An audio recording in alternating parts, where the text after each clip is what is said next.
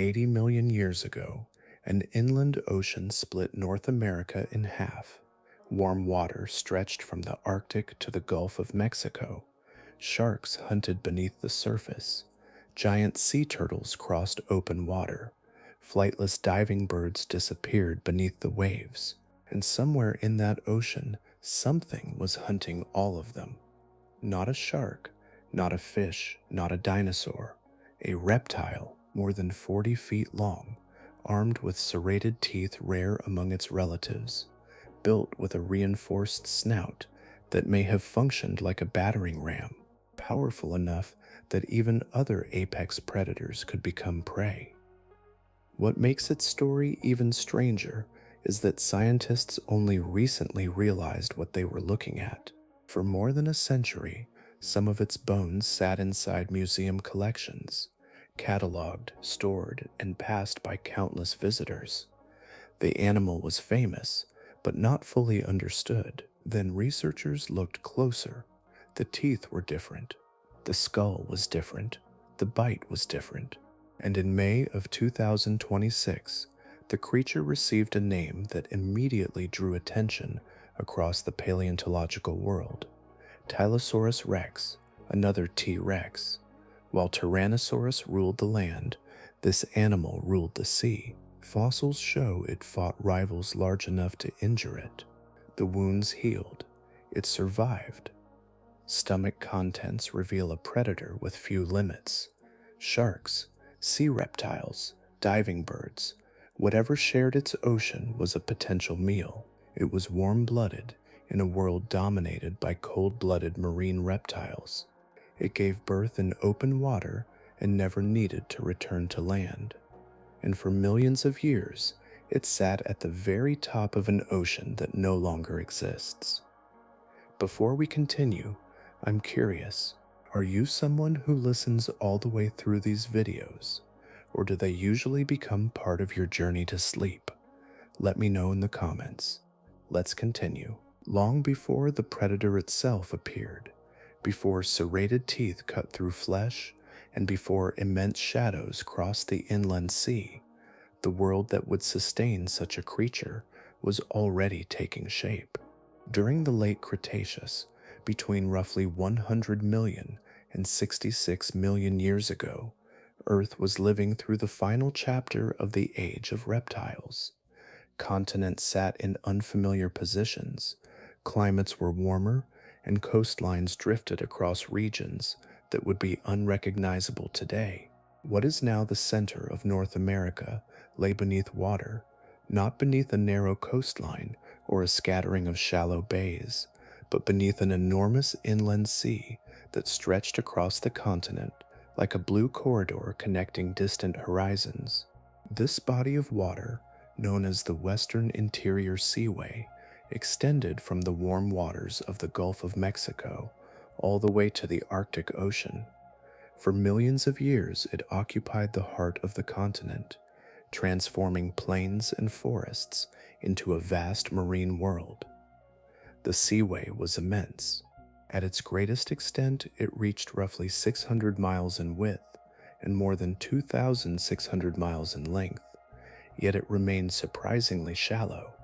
Even in its deepest regions, the water rarely exceeded about 900 feet.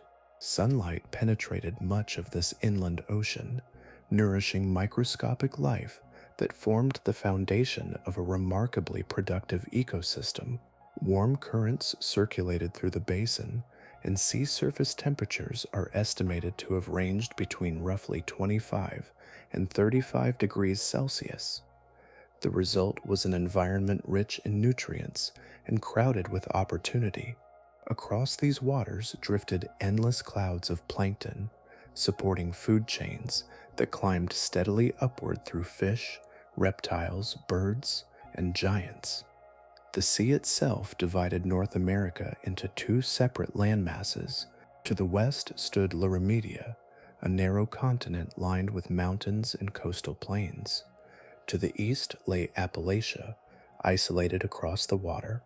Along both distant shorelines, dinosaurs continued their lives, walking beaches and river deltas, while an entirely different world flourished between them.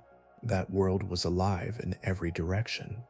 Schools of fish moved through the open water in vast numbers. Sharks patrolled beneath them. Ammonites, relatives of modern squid and octopus, protected by elegant spiral shells, drifted through the currents in astonishing abundance. Sea turtles grew to extraordinary sizes, some approaching the dimensions of small automobiles. Long-necked plesiosaurs glided through the water with slow confidence, while diving birds known as Hesperornis vanished beneath the surface in pursuit of prey. Every layer of the seaway contained hunters, scavengers, grazers, and wanderers, each occupying its own place within an intricate web of life.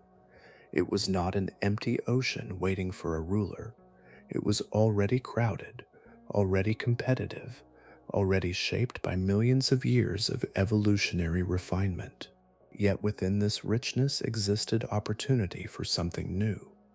Along ancient coastlines, descendants of terrestrial reptiles were beginning to spend more time in the water.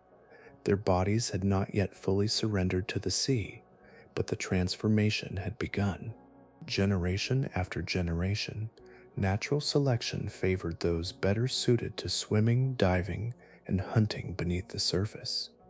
In the warm waters of the Western Interior Seaway, surrounded by abundance and competition in equal measure, the conditions existed for a remarkable ascent. The ocean had assembled every ingredient required for an apex predator. All that remained was time. The story of mosasaurs begins not in deep water, but in the narrow borderlands where land met sea. Along warm Cretaceous coastlines, amid tidal flats and sheltered shallows, small reptiles moved through environments that changed with every rising and falling tide. They were not giants. They were not rulers. They were creatures living at the edge of two worlds, carrying bodies still shaped by life on land, while gradually discovering the possibilities waiting beyond the shoreline. Around 98 million years ago, animals known as ajaxaurs began spending increasing amounts of time in the water. They were relatively modest reptiles, roughly the size of modern monitor lizards, measuring about 1.5 meters in length. Their limbs still supported them on land. They still returned to shore to reproduce. Yet their lives were becoming tied to coastal waters, where fish, crustaceans, and countless other prey offered opportunities unavailable inland. Evolution rarely moves with intention, but generation after generation, traits that improved survival in the water became increasingly valuable. Among the earliest known representatives of this transition were Dallosaurus turneri and Russellosaurus coheni, both discovered in Texas, a region that would later become deeply connected to the story of Tylosaurus rex. Their skeletons reveal animals caught between identities. They possessed limbs that remained recognizable as legs, yet those limbs were already becoming less suited for long journeys across land. Their bodies were slimmer and more streamlined than those of their terrestrial relatives. Their snouts stretched forward, creating shapes increasingly adapted to pursuing prey in water rather than across dry ground. In their bones can be seen the first subtle signatures of a transformation that would eventually reshape an entire lineage. The sea exerted a quiet pressure on every aspect of their anatomy. Water rewarded efficiency. It favored bodies that slipped through currents with less resistance. It favored stronger tails, reduced limbs, and increasing control beneath the surface. Across millions of years, those pressures accumulated. Small changes layered upon small changes, until descendants scarcely resembled their ancestors. What began as coastal reptiles gradually surrendered more of their lives to the sea. Their legs diminished, their paddles improved, their bodies lengthened, their dependence on land weakened. What makes this transition remarkable is not merely its outcome, but its speed. In less than 20 million years, Descendants of these relatively small shoreline lizards evolved into marine predators exceeding 13 meters in length. Within a span of time that is brief by evolutionary standards, they expanded from coastal hunters into dominant animals of the open ocean. Among vertebrates, this stands as one of the most rapid large-scale transformations known from the fossil record, comparable to the journey taken by early whales as mammals returned to the sea. The waters they entered were far from empty. Large sharks already patrolled the Western Interior Seaway. Predatory fish occupied established ecological roles. Competition existed at every level, yet mosasaurs continued to diversify and grow. Their bodies became increasingly specialized for marine life, and with each new adaptation, their influence expanded. They were no longer visitors entering an existing ecosystem.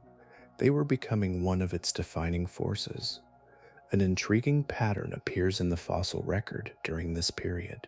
Cretoxyrhina mentelli, often called the Jinsu shark, was among the most formidable predators of the Cretaceous seas, reaching lengths of roughly 22 feet. Within a few million years of mosasaurs achieving larger sizes and greater ecological prominence, this shark vanished from the record. The disappearance cannot be assigned to a single cause with certainty, yet the timing offers a glimpse of a changing ocean in which power was shifting from one lineage to another. By the time the transformation was complete, the descendants of those small coastal lizards had become something entirely different. The shoreline was no longer their home, the open sea was. They had crossed an evolutionary threshold few animals ever achieve, abandoning the familiar world of land and remaking themselves into creatures built almost entirely for water. The ocean had not simply accepted them, it had reshaped them, enlarged them, and ultimately elevated them to the highest levels of its food web.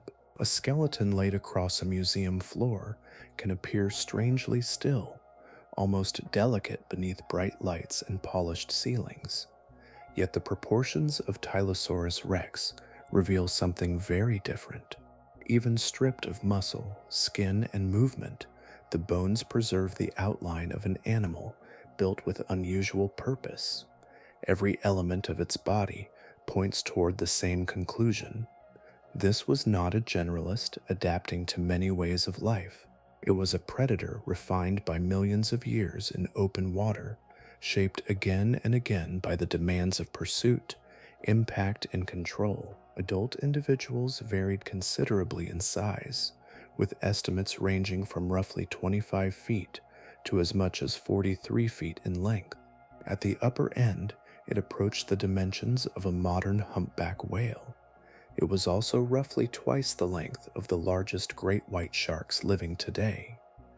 Mass estimates place the largest animals between 7,000 and 10,000 kilograms, comparable to the weight of a small elephant. Yet despite this immense bulk, its body was not heavy in appearance. The overall profile remained narrow and streamlined, resembling a living projectile suspended within the sea. Unlike animals that spend their time near the seafloor or hidden among coastal shallows, Tylosaurus rex appears to have been built for movement through open water. Its torso tapered smoothly from head to tail, minimizing resistance as it traveled through the inland sea. The shape reflects a life spent covering distance efficiently, conserving energy during long periods of cruising, while retaining the ability to accelerate when opportunity appeared ahead. The engine driving that movement was the tail. Fossil evidence suggests it accounted for more than half the animal's total body length. Compressed from side to side and supported by powerful musculature, it generated propulsion through broad, rhythmic sweeps. Rather than rowing through the water with its limbs, Tylosaurus rex advanced through a sinuous motion that passed down the length of its body and concentrated force into the tail. Each movement pushed enormous volumes of water behind it, carrying the animal forward with remarkable efficiency. The limbs tell their own evolutionary story. What had once been walking legs in distant ancestors became paddle-shaped structures specialized for control rather than thrust. Positioned around the body like the control surfaces of an aircraft, they allowed precise steering and rapid adjustments in direction. In an environment where prey could dart, dive, or change course in an instant, maneuverability mattered almost as much as speed. These paddles helped transform a massive reptile into an unexpectedly agile hunter. At the front of the body sat a skull built on an equally imposing scale. Large, deep, and heavily reinforced, it was designed to withstand the tremendous forces generated during feeding. Bone surfaces preserve attachment sites where powerful muscles once anchored, allowing paleontologists to reconstruct the architecture of the head with surprising detail. The resulting picture is one of exceptional strength. This was a skull capable of gripping large prey and resisting the violent forces created when struggling animals attempted to escape. That strength extended into the neck. Fossil attachment points indicate extraordinarily robust neck muscles connecting skull and body. These muscles would have allowed Tylosaurus rex to seize prey and maintain control even in the shifting resistance of open water. A captured animal could twist, thrash, and pull in multiple directions. Powerful neck musculature helped ensure that the advantage remained with the predator. Perhaps the most distinctive feature lay at the very front of the skull. Extending beyond the teeth was an elongated, blunt structure known as the premaxilla. Unlike the jaws behind it, the tip itself carried no teeth. Instead, it formed a hardened projection, smooth and reinforced, creating a natural battering-ram. Evidence from skull anatomy suggests it may have been used to strike prey before the jaws closed, delivering an impact capable of stunning or disorienting a target. Combined with the immense body behind it, this unusual structure transformed the animal's head into more than a biting instrument. It became a weapon in its own right, completing a design in which every part of the body served the demands of predation. Not all weapons announce their significance at first glance. Some reveal themselves only under magnification, hidden within details so small that they escape notice for decades. The teeth of Tylosaurus rex belong to that category. From a distance, they resemble the teeth of many other marine predators from the Late Cretaceous, arranged in powerful jaws and shaped for seizing prey in open water. Yet closer examination uncovered one of the anatomical clues that ultimately distinguished this animal from its relatives and helped justify its recognition as a separate species. Most mosasaurs possessed teeth that were largely conical in form. These teeth function much like polished hooks, ideal for gripping slippery prey and preventing escape. Fish, squid, and other marine animals are difficult to hold once captured. Smooth, pointed teeth could sink into flesh and maintain purchase even as struggling prey twisted through the water. For many mosasaur species, that design proved highly effective. It reflected a feeding strategy focused primarily on grasping and retaining. Tylosaurus rex carried a more specialized arrangement. Along the edges of its teeth were minute serrations, tiny projections so small that they are not immediately obvious without careful study. These microserrations transformed the function of the teeth in a subtle but important way. Rather than serving solely as gripping instruments, the teeth also became cutting tools. Each edge functioned less like a smooth spike and more like the finely toothed blade of a knife.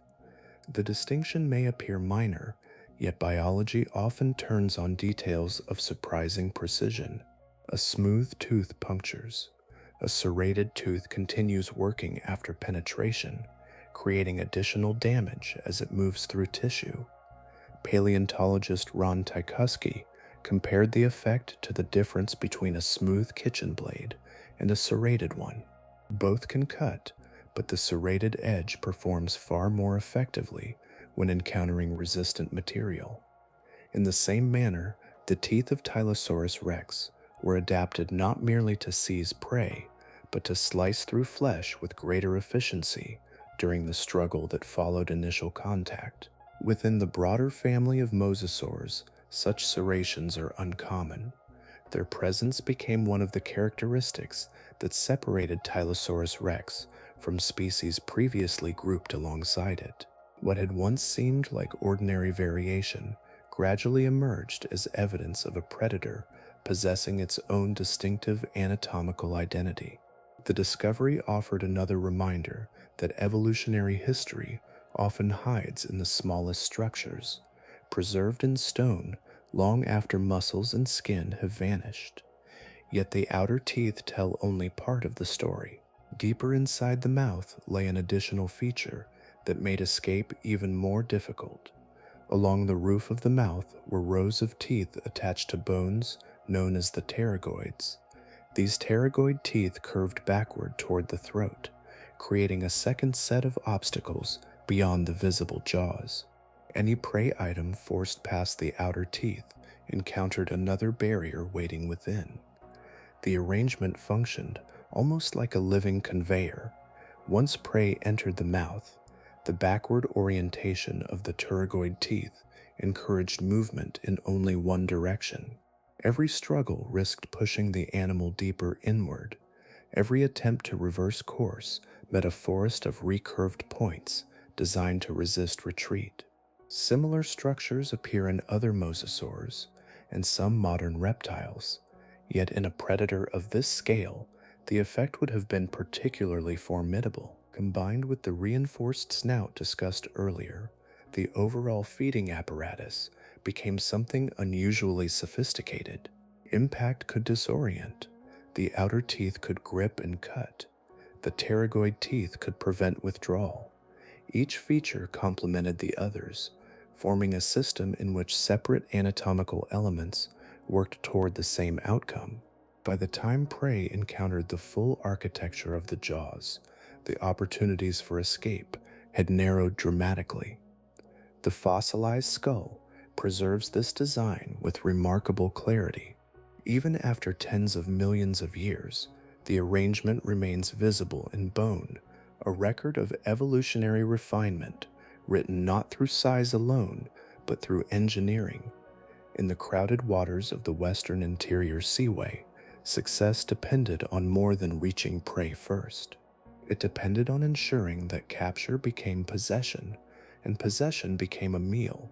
One of the rare gifts left by the fossil record is certainty. Much of paleontology involves reconstruction, careful inference built from fragments of bone and traces of ancient lives. Occasionally, however, an animal dies with evidence of its last meals still preserved inside its body. In those moments, speculation gives way to direct testimony. Tylosaurus left behind several such clues, and together they reveal a predator whose appetite ranged across almost every corner of its ecosystem. Within fossil specimens belonging to the broader Tylosaurus genus, paleontologists have discovered remains of prey still resting where the digestive process was interrupted by death and burial. These preserved contents provide a remarkable inventory of what this marine reptile consumed. Large fish appear among the remains. Sharks appear as well. Fragments of sea turtles have been identified. Smaller mosasaurs, close relatives sharing the same waters, also occur within the record. Even long-necked plesiosaurs entered its diet. The list continues across multiple specimens, creating the picture of an animal with very few restrictions on what it considered food. Among the most striking discoveries are the remains of Hesperornis. These unusual birds occupied a niche unlike anything alive today. They possessed teeth rather than beaks, could not fly, and spent much of their lives swimming beneath the surface in pursuit of fish. Their bodies carried them efficiently through the water, making them among the more capable avian divers of the late Cretaceous. Yet they too appear within the dietary record of Tylosaurus. Whether encountered at the surface or intercepted during a dive, they became part of the same food web that sustained the largest marine predator in the seaway. The presence of sharks among its prey deserves particular attention. In modern oceans, sharks often occupy positions near the top of the food chain. They are the animals other predators tend to avoid. In the Western Interior Seaway, the relationship could be reversed. Fossil evidence indicates that at least some sharks were hunted and consumed by Tylosaurus. This alone offers insight into the scale of its dominance. A predator, capable of treating other major predators as prey, occupies a rare ecological position. Even membership in the mosasaur family provided no guarantee of safety. Fossil remains show that smaller mosasaurs occasionally ended up inside larger ones. Such feeding behavior is not unknown among modern reptiles. Large crocodilians, monitor lizards, and many snakes readily consume smaller members of related species when opportunity arises. The same pattern appears to have existed in the Cretaceous seas. For Tylosaurus, a potential meal was evaluated less by ancestry than by size and vulnerability. The mechanics of the hunt can only be reconstructed indirectly, yet the evidence suggests a versatile strategy. Scientists often compare aspects of its behavior to a combination of modern crocodiles and killer whales. It possessed the capacity for pursuit across open water, supported by a body built for efficient movement over distance. At the same time, its anatomy hints at sudden bursts of force delivered at close range. Rather than relying exclusively on one approach, it likely adapted its tactics to the prey before it. The elongated snout may have played an important role during these encounters. Before teeth ever touched flesh, a rapid collision could have disrupted balance, stunned smaller animals, or created the brief moment of confusion necessary for the jaws to engage. Once contact was established, the cutting teeth and inward-pointing structures, deeper in the mouth, transformed a successful strike into an increasingly difficult escape.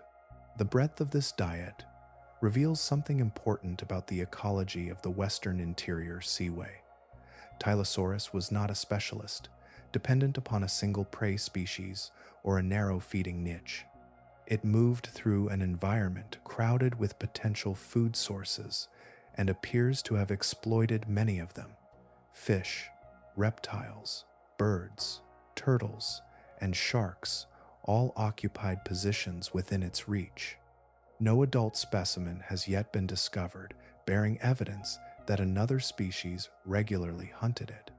In the fossil record, the only shadow large enough to rival such an animal appears to have been another Tylosaurus moving through the same water. Some fossils tell their stories through teeth, stomach contents, or the proportions of a skeleton. Others tell their stories through scars. Long after flesh has vanished and entire oceans have disappeared, bone can preserve a record of conflict, carrying traces of moments that unfolded in water nearly 80 million years ago. Among the specimens associated with Tylosaurus rex, one of the most revealing discoveries is not evidence of a successful hunt, but evidence of survival.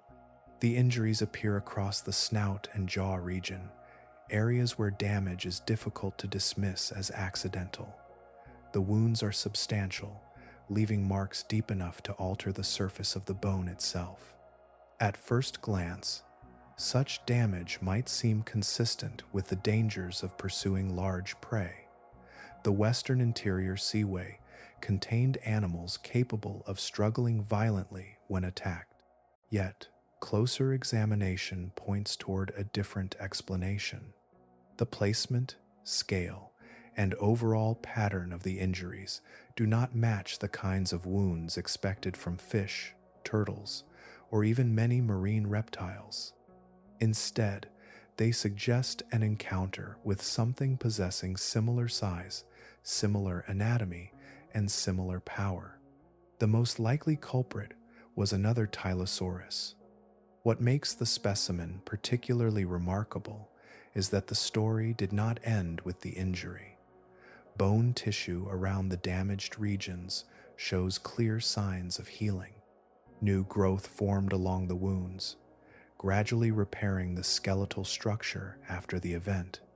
Healing on this scale requires time. Weeks become months, months become years. The animal survived the encounter and continued its life in the seaway long after the conflict ended. Every layer of regenerated bone serves as silent evidence that whatever happened was not immediately fatal. Such findings offer a glimpse into a dimension of behavior that fossils rarely preserve directly. Predators are often imagined in relation to their prey, yet many of the most intense conflicts in nature occur between members of the same species.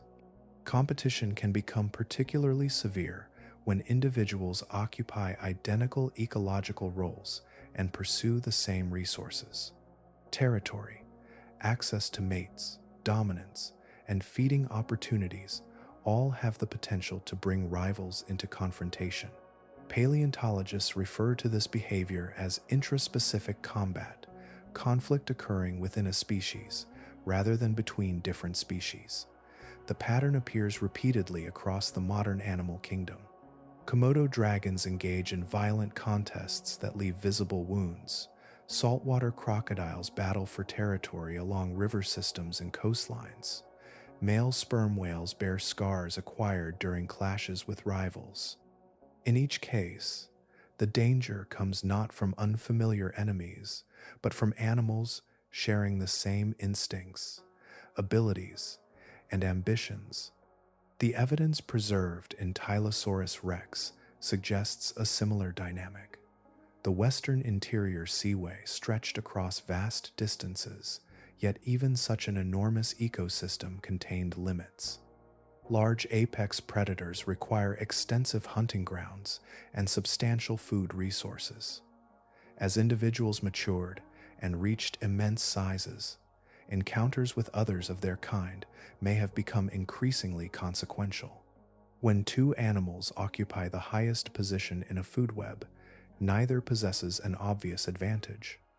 Conflicts become contests between equals. An intriguing parallel exists on land during the broader age of reptiles.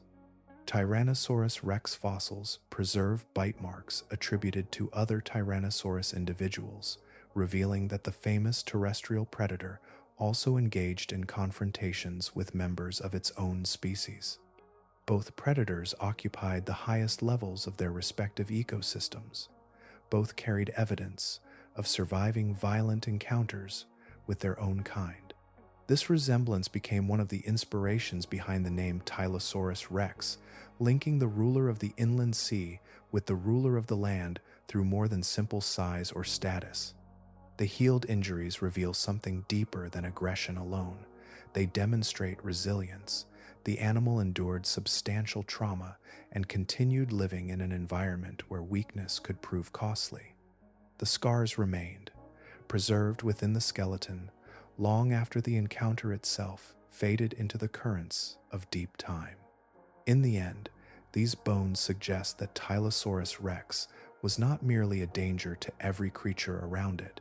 At times, the greatest challenge in its world came from another pair of jaws built exactly like its own. There are moments in paleontology when a long-accepted idea begins to loosen its grip, not because of a dramatic new fossil or an unexpected discovery in the field, but because researchers learn to ask old bones a new kind of question. For much of scientific history, mosasaurs were placed comfortably within a familiar category. They were reptiles, descendants of lizards, and therefore assumed to function much like their modern relatives. The prevailing view held that they were cold-blooded animals, dependent upon the surrounding environment for warmth and subject to the physiological limitations that accompany such a strategy. At first glance, the assumption seemed reasonable. Modern lizards and snakes rely heavily on external heat sources.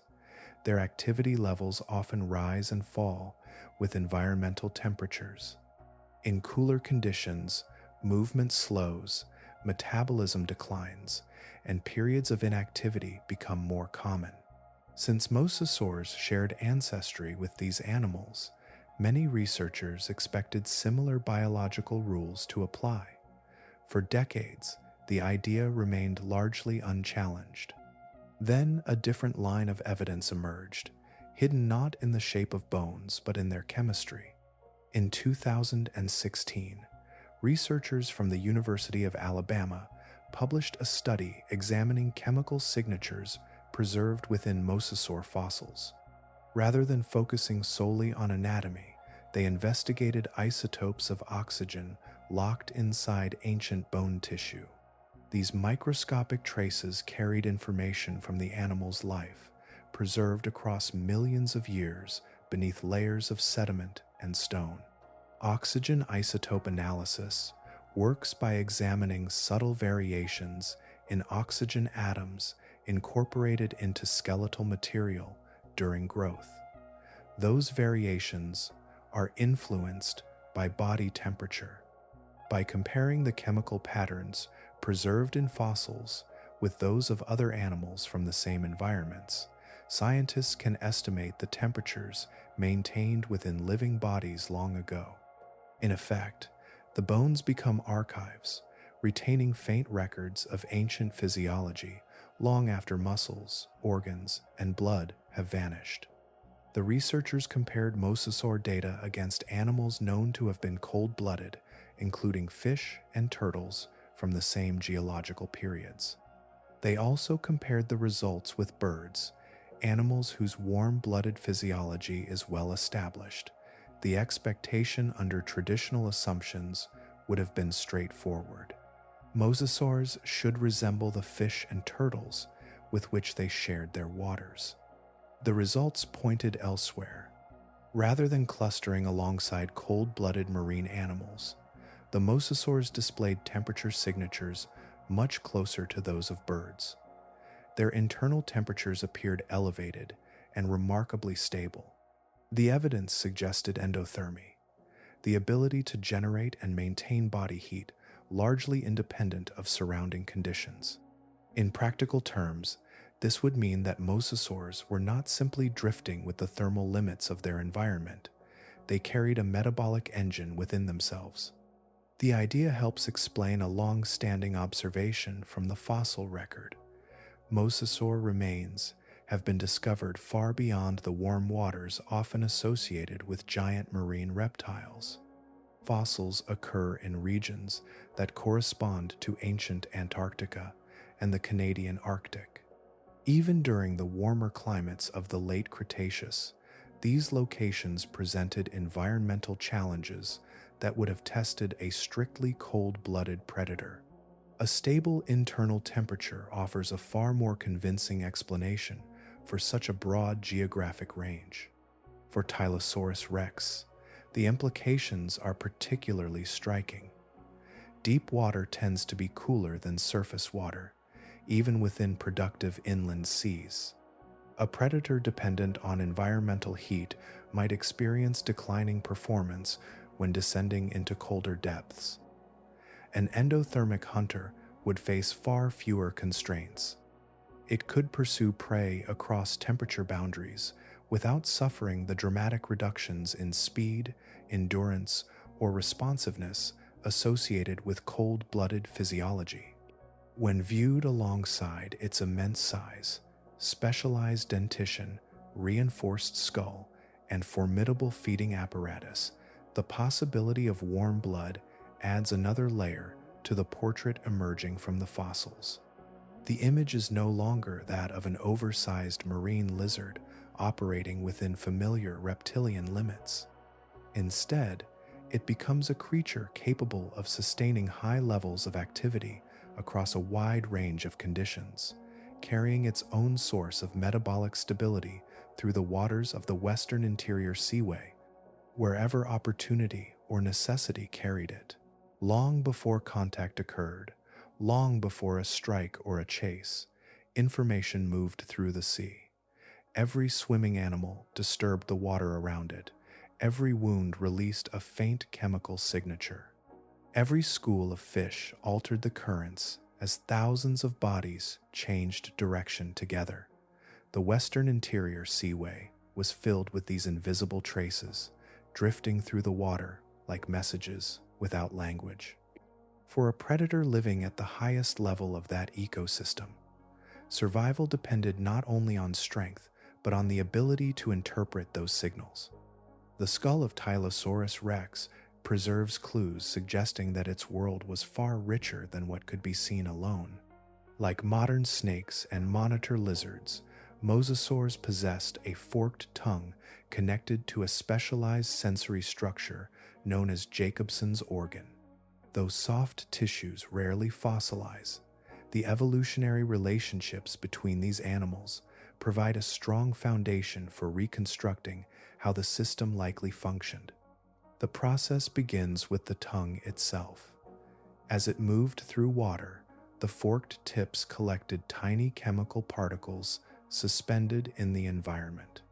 When withdrawn into the mouth, those particles were delivered to Jacobson's organ, a highly sensitive chemoreceptor located in the roof of the mouth. There, information from the surrounding water could be analyzed with extraordinary precision. The system combined aspects of what humans would recognize as smell and taste, yet operated in a way uniquely suited to tracking chemical patterns across a landscape or seascape. Modern snakes demonstrate the effectiveness of this arrangement. They can follow prey through complete darkness, reading chemical traces left behind as animals move through their environment. The forked tongue provides directional information, allowing subtle differences between the left and right sides to reveal where a scent trail is strongest. In essence, the animal constructs a map from molecules alone. Tylosaurus almost certainly inherited a version of this remarkable capability. Within the seaway, such sensitivity would have offered substantial advantages. Fish moving through open water left chemical signatures behind them. Injured animals released additional compounds into surrounding currents. Blood dispersed through the sea in expanding gradients. Even when prey remained hidden by distance, darkness, or suspended sediment, traces of its presence could still linger in the water. A predator, equipped to interpret those traces, possessed access to information unavailable through sight alone. Vision, nevertheless, remained an important part of the sensory picture. Mosasaur skulls contain large eye sockets, suggesting eyes well developed for underwater conditions. Large orbits generally correlate with enhanced light-gathering ability, particularly useful in dim environments where illumination is limited. Beneath the surface, brightness decreases rapidly with depth, and even relatively shallow water can become murky under certain conditions. Good low-light vision would have expanded the range of circumstances under which Tylosaurus could locate prey and navigate effectively. Beyond chemistry and vision lies another possibility. Researchers continue to debate whether mosasaurs possessed sensory systems comparable to the lateral lines seen in fish, structures capable of detecting subtle water movements. Direct evidence remains uncertain. Yet studies of the inner ear suggest that these reptiles were sensitive to low-frequency vibrations traveling through water. Such vibrations carry valuable information. A struggling animal generates pressure waves. Large bodies moving through the sea create disturbances that propagate outward. Entire schools of fish produce shifting patterns detectable far beyond visual range. For an animal as large as Tylosaurus rex, the combination of these sensory channels would have created an unusually detailed awareness of its surroundings. Chemical signals could reveal the presence of prey. Vision could provide confirmation and guidance. Vibrations might announce movement occurring beyond immediate sight. None of these systems operated in isolation. Together, they formed an integrated picture of a living environment constantly transmitting information.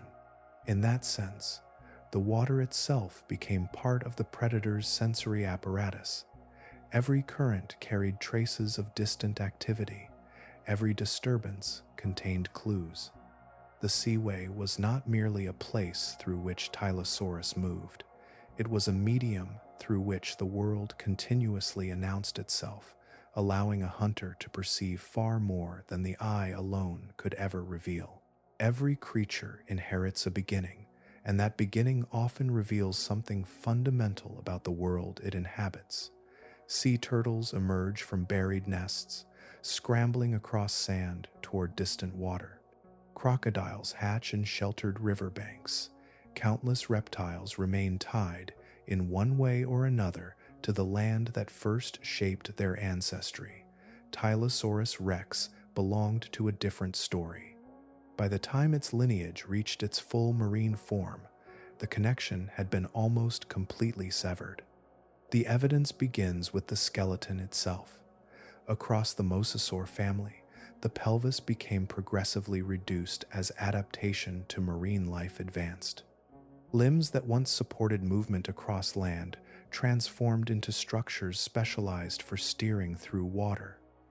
The anatomy of these animals suggests an increasingly complete commitment to the sea. Unlike turtles, which retain the ability to haul themselves onto beaches despite their aquatic lifestyles, advanced mosasaurs possessed bodies poorly suited for terrestrial movement. Their proportions, weight distribution, and limb structure indicate animals that functioned most effectively beneath the surface rather than upon solid ground. For many years, scientists debated what this meant for reproduction. If mosasaurs could no longer move comfortably on land, how did they produce the next generation? The answer eventually emerged from fossils that preserved an extraordinary moment in the life cycle of marine reptiles. Several mosasaur specimens from related species have been discovered, containing embryos or very young individuals within the body cavity of an adult. These fossils provide direct physical evidence that at least some mosasaurs gave birth to live young rather than laying eggs. Paleontology rarely offers proof so clear. Here, preserved in stone, was the record of reproduction itself. This strategy is known as viviparity. Instead of depositing eggs in nests and leaving development to occur externally, the young remain within the mother's body until birth. The same general approach appears in dolphins, whales, and humans. Though these groups evolved independently, they arrived at a similar solution to the challenges of life in environments where egg-laying can become impractical or risky. For a fully marine reptile, viviparity offered profound advantages. It eliminated the need to return to shore. There was no vulnerable migration from sea to land. No nesting site had to be located, defended, or revisited. The entire reproductive process could occur within the same environment where feeding, travel, and survival already took place. In effect, the ocean became sufficient for every stage of life. The implications for Tylosaurus rex are especially striking. An adult could spend its entire existence without leaving the water. From birth to death, every essential activity occurred within the vast marine world that surrounded it.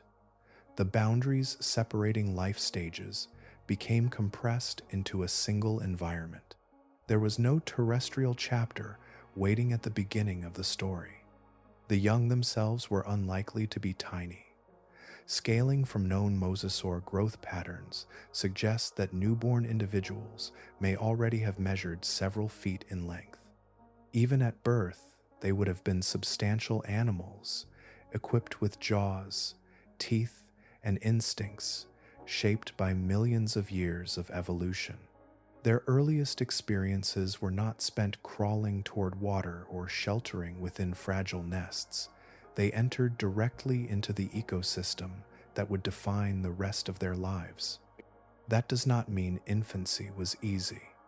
Juvenile mosasaurs almost certainly faced dangers from larger predators and perhaps even from larger members of their own family. Yet they began life with a considerable advantage compared to many marine reptiles. Size offered protection. Mobility offered opportunity. The developmental head start provided by live birth reduced the period during which they were most vulnerable. Viewed across evolutionary time, this reproductive strategy represents another step in the gradual transformation that began with small shoreline lizards millions of years earlier.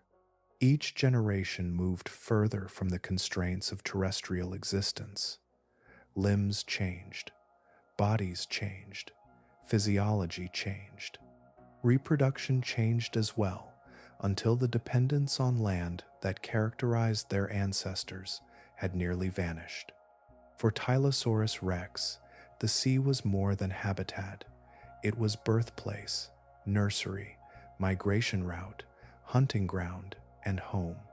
The first currents touched it moments after birth, and from that moment onward, every stage of its existence unfolded within water. The inland sea that nourished entire ecosystems also carried the next generation of its greatest predator, already swimming through the world that had shaped it long before it arrived. To understand a ruler, it helps to understand the kingdom. The Western Interior Seaway was not defined by a single predator gliding through empty water. It was an intricate living system composed of countless relationships, a vast marine community in which every organism occupied a particular place. Energy flowed upward through layers of life, linking the smallest drifting creatures to the largest hunters. Tylosaurus rex existed within that network, shaped by it even as it stood above much of it. Through the middle waters moved one of the seaway's most formidable fish, Zphactinus, sometimes called the bulldog fish because of its powerful jaws and aggressive nature. It could reach lengths of roughly 20 feet. Fossils reveal an animal capable of swallowing remarkably large prey whole. Sleek, fast, and heavily armed with sharp teeth, it occupied the role of a major predator long before anything larger arrived. Even among the crowded marine life of the Late Cretaceous, Zphactinus stood out as an efficient and dangerous hunter.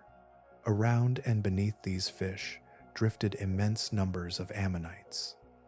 These relatives of modern squid and octopus carried elegant spiral shells that ranged from only a few inches across to several feet in diameter. Their abundance made them one of the ecological foundations of the seaway. Wherever ammonites flourished, predators followed. Their shells accumulated across the seafloor after death, leaving behind some of the most recognizable fossils from the Cretaceous world. During life, however, they represented a vital source of food, supporting a wide variety of marine animals. Among the reptiles sharing these waters were the elasmosaurids, graceful plesiosaurs, distinguished by extraordinarily long necks and relatively small heads. Their bodies moved through the water by means of 4 powerful flippers, creating a style of locomotion unlike anything alive today. Feeding primarily on fish and smaller prey, they occupied a very different ecological role from the giant mosasaurs. Their elongated necks allowed them to approach prey with subtlety, yet those same proportions may have left them vulnerable when confronted by larger predators approaching from above or behind. Not all plesiosaurs followed the same design. The polycotylids possessed shorter necks, larger heads, and more robust builds. They appear to have been faster and more aggressive hunters, occupying ecological territory closer to that of other large marine predators. Though still distinct from mosasaurs, they operated within portions of the same competitive landscape, pursuing similar prey and navigating many of the same waters. Large reptiles appeared in other forms as well. Archelon, the largest sea turtle known to science, moved through the seaway with a shell spanning approximately 15 feet in length. Its immense size offered considerable protection, yet it did not place the animal beyond the reach of the ecosystem's largest hunters. Even giants could become prey under the right circumstances. The mosasaurs themselves were far from a uniform group. Several species shared the seaway simultaneously, each exploiting different opportunities. Platecarpus was generally smaller and exceptionally fast, adapted for active pursuit. Clydastes possessed a slender body and notable agility, allowing it to maneuver efficiently through complex environments. Globidens followed a different path entirely. Its rounded teeth were specialized for crushing hard-shelled prey, including ammonites and other armored animals that would have challenged more conventional predators. This diversity illustrates a principle known as ecological niche partitioning. Rather than competing directly for identical resources, species often evolve to focus on different prey, habitats, or hunting strategies. By dividing opportunities among themselves, multiple predators can coexist within the same ecosystem without driving one another toward extinction. The seaway offers a textbook example of this process unfolding across an entire marine community. Each species occupied its own position within the larger web of life. Fish hunted smaller fish. Reptiles pursued fish, turtles, birds, and one another. Specialized feeders focused on particular resources, while generalists exploited many. Across all these layers of interaction stood Tylosaurus rex. Larger than most competitors, capable of consuming a broader range of prey than nearly any contemporary predator, it occupied a place that no other organism in the seaway could reliably challenge.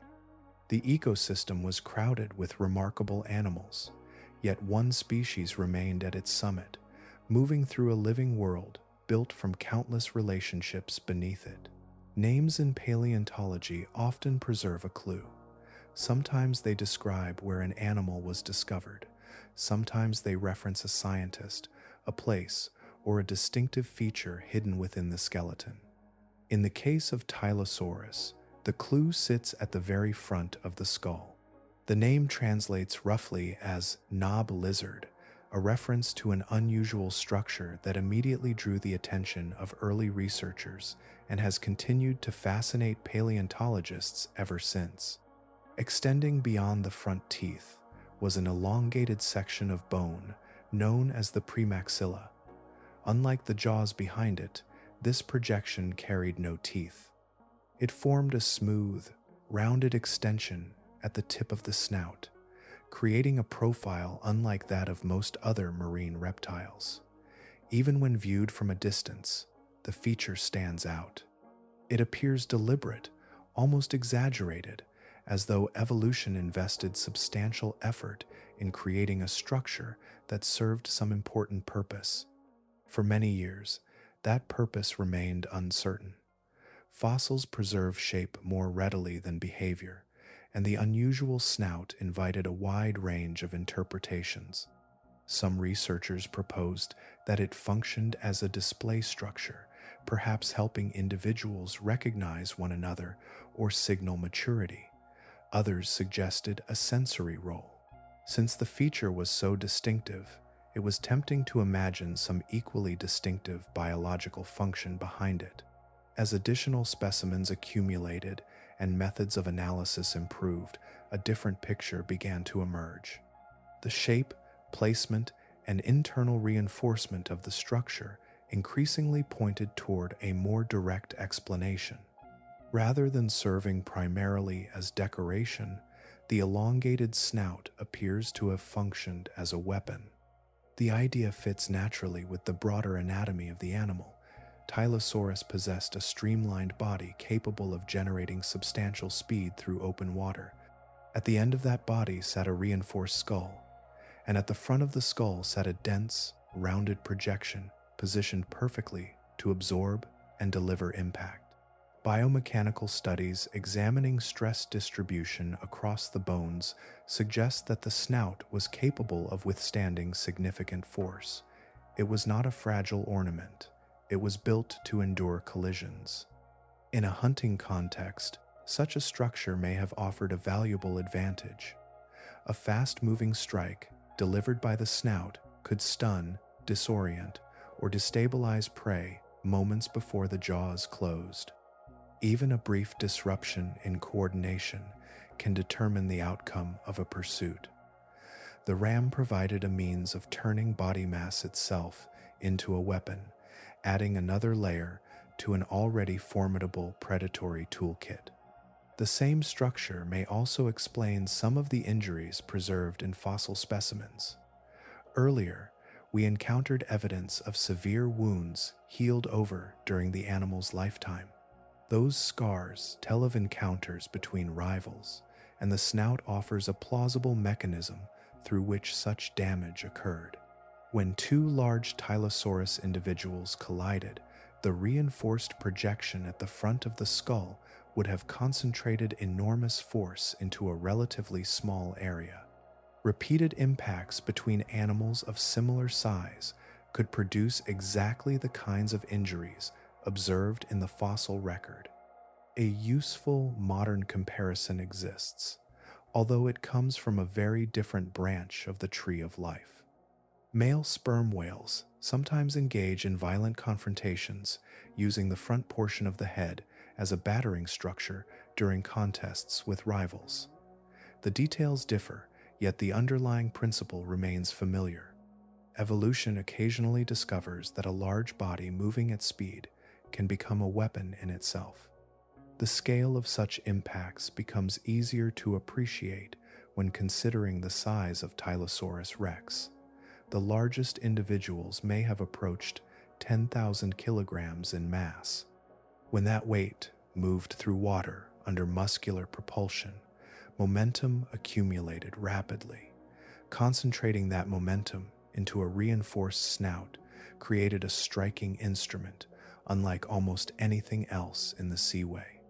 The premaxilla, therefore, represents more than a curious anatomical feature. It helps explain hunting behavior. It helps explain fossil injuries. It even helps explain the animal's name. At the front of the skull, extending beyond the teeth, evolution shaped a structure that transformed movement into force, making the head itself an extension of the predator's arsenal. A hunt leaves almost no direct trace in the fossil record. Water closes behind the participants.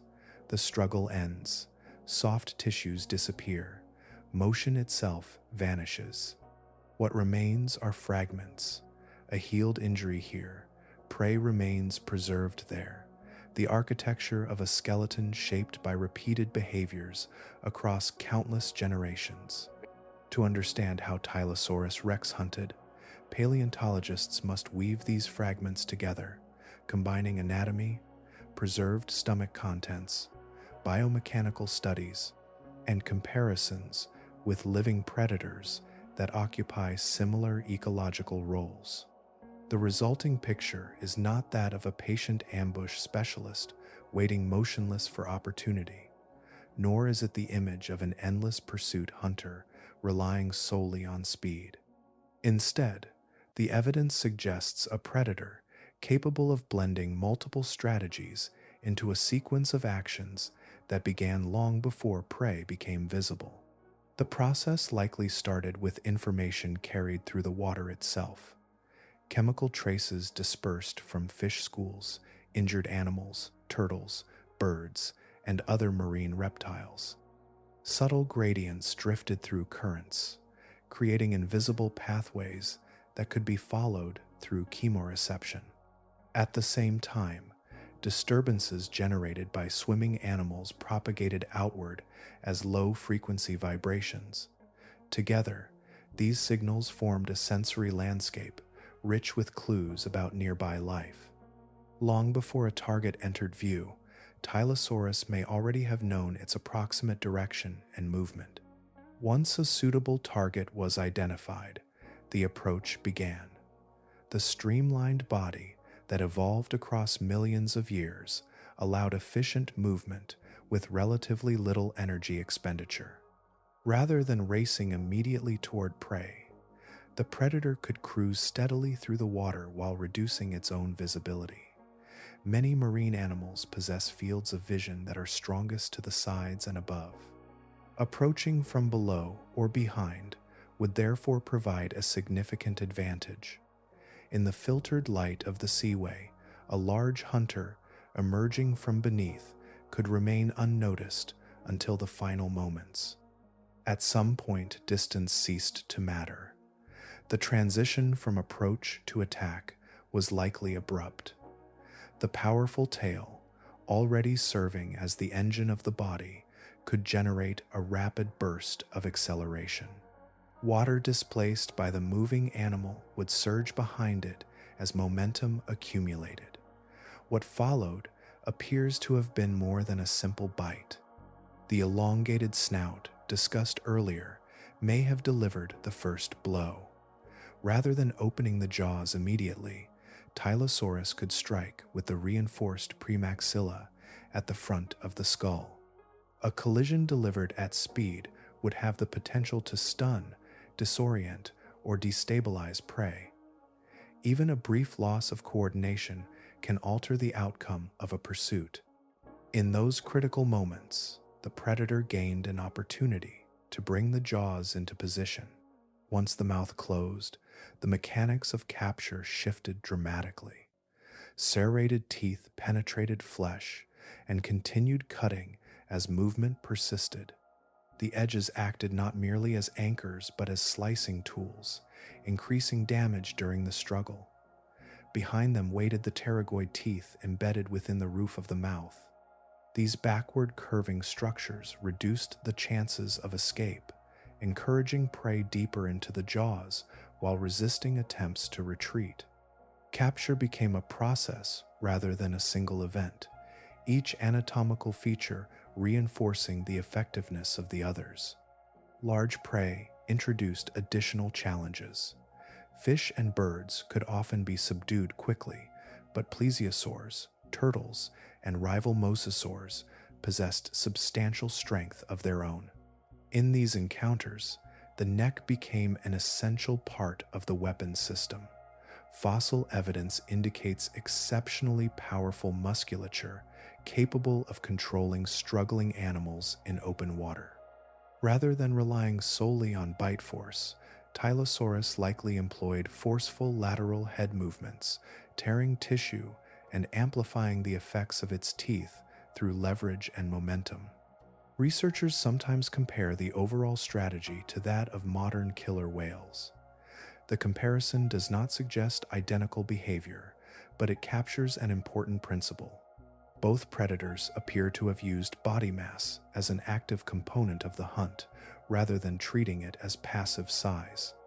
Speed, impact, sensory awareness, and physical control worked together within a coordinated sequence. The difference is that one belonged to a lineage of marine mammals, while the other emerged from reptiles that abandoned the land and transformed themselves into masters of the inland sea.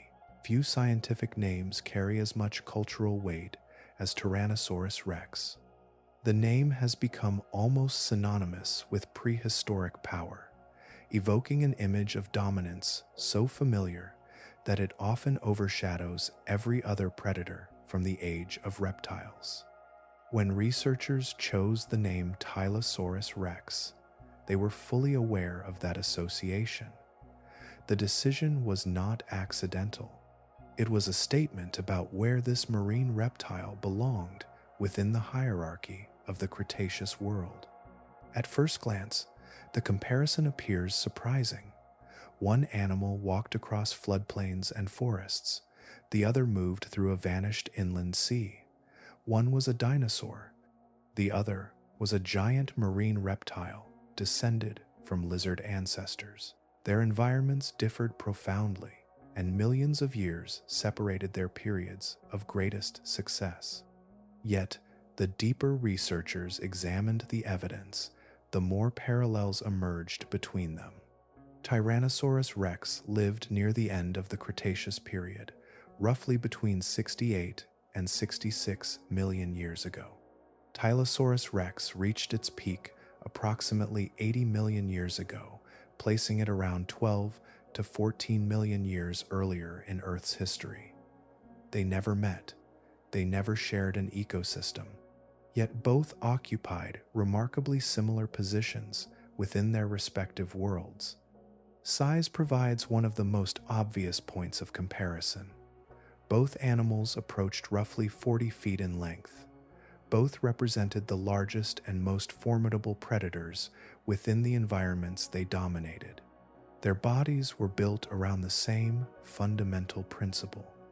Each evolved toward the apex of its ecosystem, reaching a point where few other animals could challenge them directly. The similarities extend beyond dimensions. Fossils of Tyrannosaurus rex preserve evidence of injuries inflicted by other Tyrannosaurus individuals. Bite marks, healed wounds, and damaged bones reveal a predator that occasionally fought members of its own species. The same pattern appears in Tylosaurus rex. Scarred skulls and healed facial injuries tell of confrontations between rivals moving through the waters of the Western Interior Seaway. Both predators stood at the top of their food webs. Both possessed few external threats. In each case, some of the greatest dangers came from animals that looked remarkably similar to themselves. Paleontologist Steve Brusade expressed the parallel in simple terms. There were two T-Rexes. One ruled the land as the dominant dinosaur of its age. The other ruled the water as the dominant marine reptile of its environment. Both achieved comparable sizes. Both occupied the highest ecological position available. Both became symbols of predatory success within their respective realms. Yet the comparison also illuminates an important difference. The reign of Tyrannosaurus rex, while extraordinary, was relatively brief. The species existed for roughly 2 million years before the asteroid impact brought the age of dinosaurs to a close. 2 million years is an immense span when measured against human history, yet it becomes modest when viewed against the broader canvas of deep time. The story of Tylosaurus unfolds across a longer horizon. The broader genus persisted in marine ecosystems for approximately 20 million years. Across that immense stretch of time, successive species occupied the role of apex predator in the seaway and beyond. Tylosaurus rex itself represents the largest known expression of that lineage, the culmination of a successful evolutionary experiment that endured for a duration far exceeding the reign of its terrestrial counterpart. The contrast is striking. The land produced its famous king, and the king ruled magnificently. The sea produced its own, and the sea sustained that dominance for roughly 10 times longer.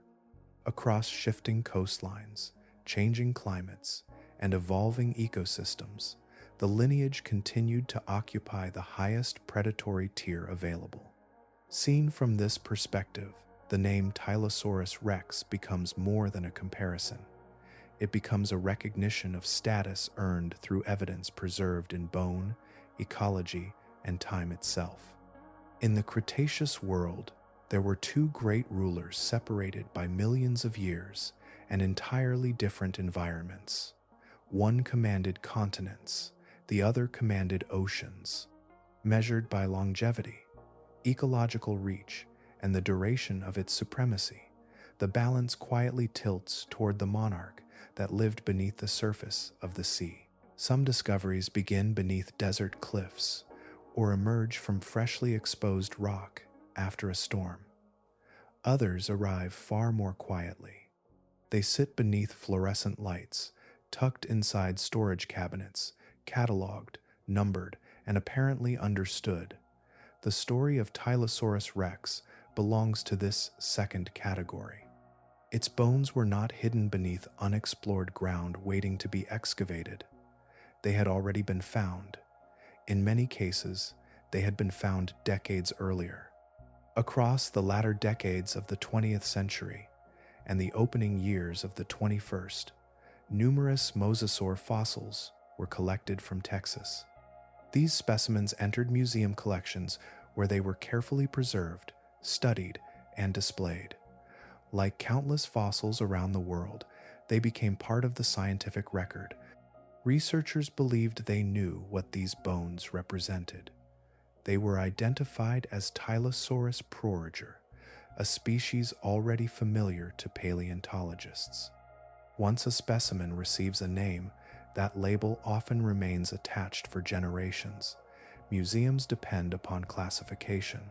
Collections are organized through it. Scientific studies build upon it. The process works remarkably well, yet it carries an unavoidable assumption. The original identification must be correct. For many years, nobody had reason to think otherwise. Then, in 2020, a doctoral student named Amelia Zietlow was studying mosasaur variation at the American Museum of Natural History. Her work involved examining specimens that had already spent decades in museum collections. It was the sort of research that rewards patience, attention to detail, and a willingness to notice small inconsistencies that others might overlook. Among the fossils she examined was an especially large specimen originally collected from Texas during the 19th century. Because of its impressive proportions, she gave it an informal nickname, Beefcake. The name was playful, but the observation that followed was serious. Something about the specimen seemed out of place. The issue was not immediately dramatic. No single feature announced itself as revolutionary. Instead, a subtle pattern began to emerge. Tylosaurus proriger was most commonly associated with fossils from regions farther north, particularly Kansas and South Dakota. This enormous specimen came from Texas. Geographic differences alone do not necessarily indicate a new species, but they can provide a reason to look more closely. That closer look became a years-long investigation. Working alongside mosasaur specialist Michael Polson at Southern Methodist University, Zietlow began comparing specimens across a wide network of institutions. Measurements were repeated. Anatomical details were reevaluated. Museums separated by hundreds and sometimes thousands of miles became part of a single scientific conversation. More than a dozen collections contributed pieces to the puzzle. Gradually, the differences accumulated. Jaw proportions showed consistent distinctions. Skull dimensions departed from expected patterns. Tooth morphology revealed characteristics not easily explained by individual variation. Muscle attachment sites suggested differences in the architecture of the head and neck. Any one feature might have been dismissed as natural diversity within a species. Together, they formed a coherent signal pointing towards something else. The fossils were not merely unusual individuals, they represented a separate lineage. At the center of this realization stood a specimen that had already become familiar to museum visitors. The holotype, the definitive fossil used to establish and describe a species, was not hidden in a forgotten drawer. It was displayed publicly at the Perot Museum of Nature and Science in Dallas. Visitors passed by it year after year. Children looked up at it. Families photographed it. Researchers studied it. All the while, it carried the wrong name. The specimen itself had been discovered in 1979. By the time Tylosaurus rex was formally recognized, nearly half a century had passed since its excavation. The animal had never vanished from view. It had remained visible almost continuously, preserved, protected, and admired. There is something quietly remarkable in that. Scientific discovery is often imagined as a search for what is missing, yet sometimes the missing piece is already present. The challenge lies not in finding it, but in recognizing what has been there all along. For decades, the bones waited in collections built to preserve knowledge. Only when someone looked with fresh eyes did the true pattern emerge, and a giant predator that had spent millions of years unnamed finally received the identity it had carried all along. A new species name might seem like a small addition to science, a fresh label attached to an already familiar branch of the evolutionary tree. Yet sometimes a single discovery reaches far beyond the organism it describes. The recognition of Tylosaurus rex did not simply add another marine reptile to a catalog. It prompted researchers to re-examine the framework through which mosasaur evolution itself has been understood for decades. Scientific knowledge often advances through accumulation. Observations are gathered, classifications are established, and datasets become foundations upon which future studies are built. In mosasaur research, many of those foundations were created years ago and refined gradually over time. Researchers compared species using lists of anatomical traits, examining skull shapes, teeth, limb proportions, and other skeletal features to determine evolutionary relationships. The approach proved valuable, but like any scientific tool, it reflected the information available when it was first constructed. As Amelia Zietlow and her colleagues investigated the fossils that would eventually become Tylosaurus rex, they found themselves confronting a larger problem. If important specimens had been grouped incorrectly, then the datasets built around those specimens might also require revision. What began as the study of a potential new species gradually expanded into a broader reassessment of mosasaur evolution. The result was one of the most substantial updates to the field in many years. Rather than relying solely on traditional anatomical checklists, the researchers introduced 50 new traits into their analysis, while also revising previously used characteristics. Tiny details that earlier studies had overlooked or treated as insignificant were examined with fresh attention. Skull proportions, muscle attachment sites, tooth structures, and numerous other features were incorporated into a more detailed framework.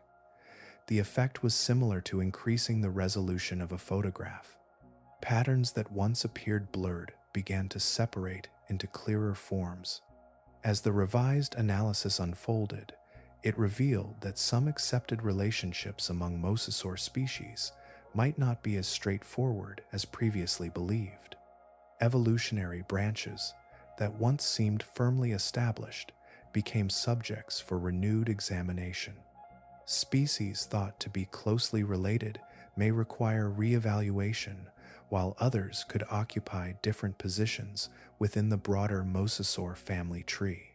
Tylosaurus itself emerged from this process as a more diverse lineage than researchers had appreciated.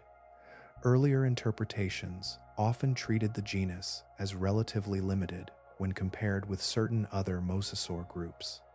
The identification of Tylosaurus rex suggests a richer evolutionary history, one containing greater ecological variation and a wider range of adaptations than previously recognized.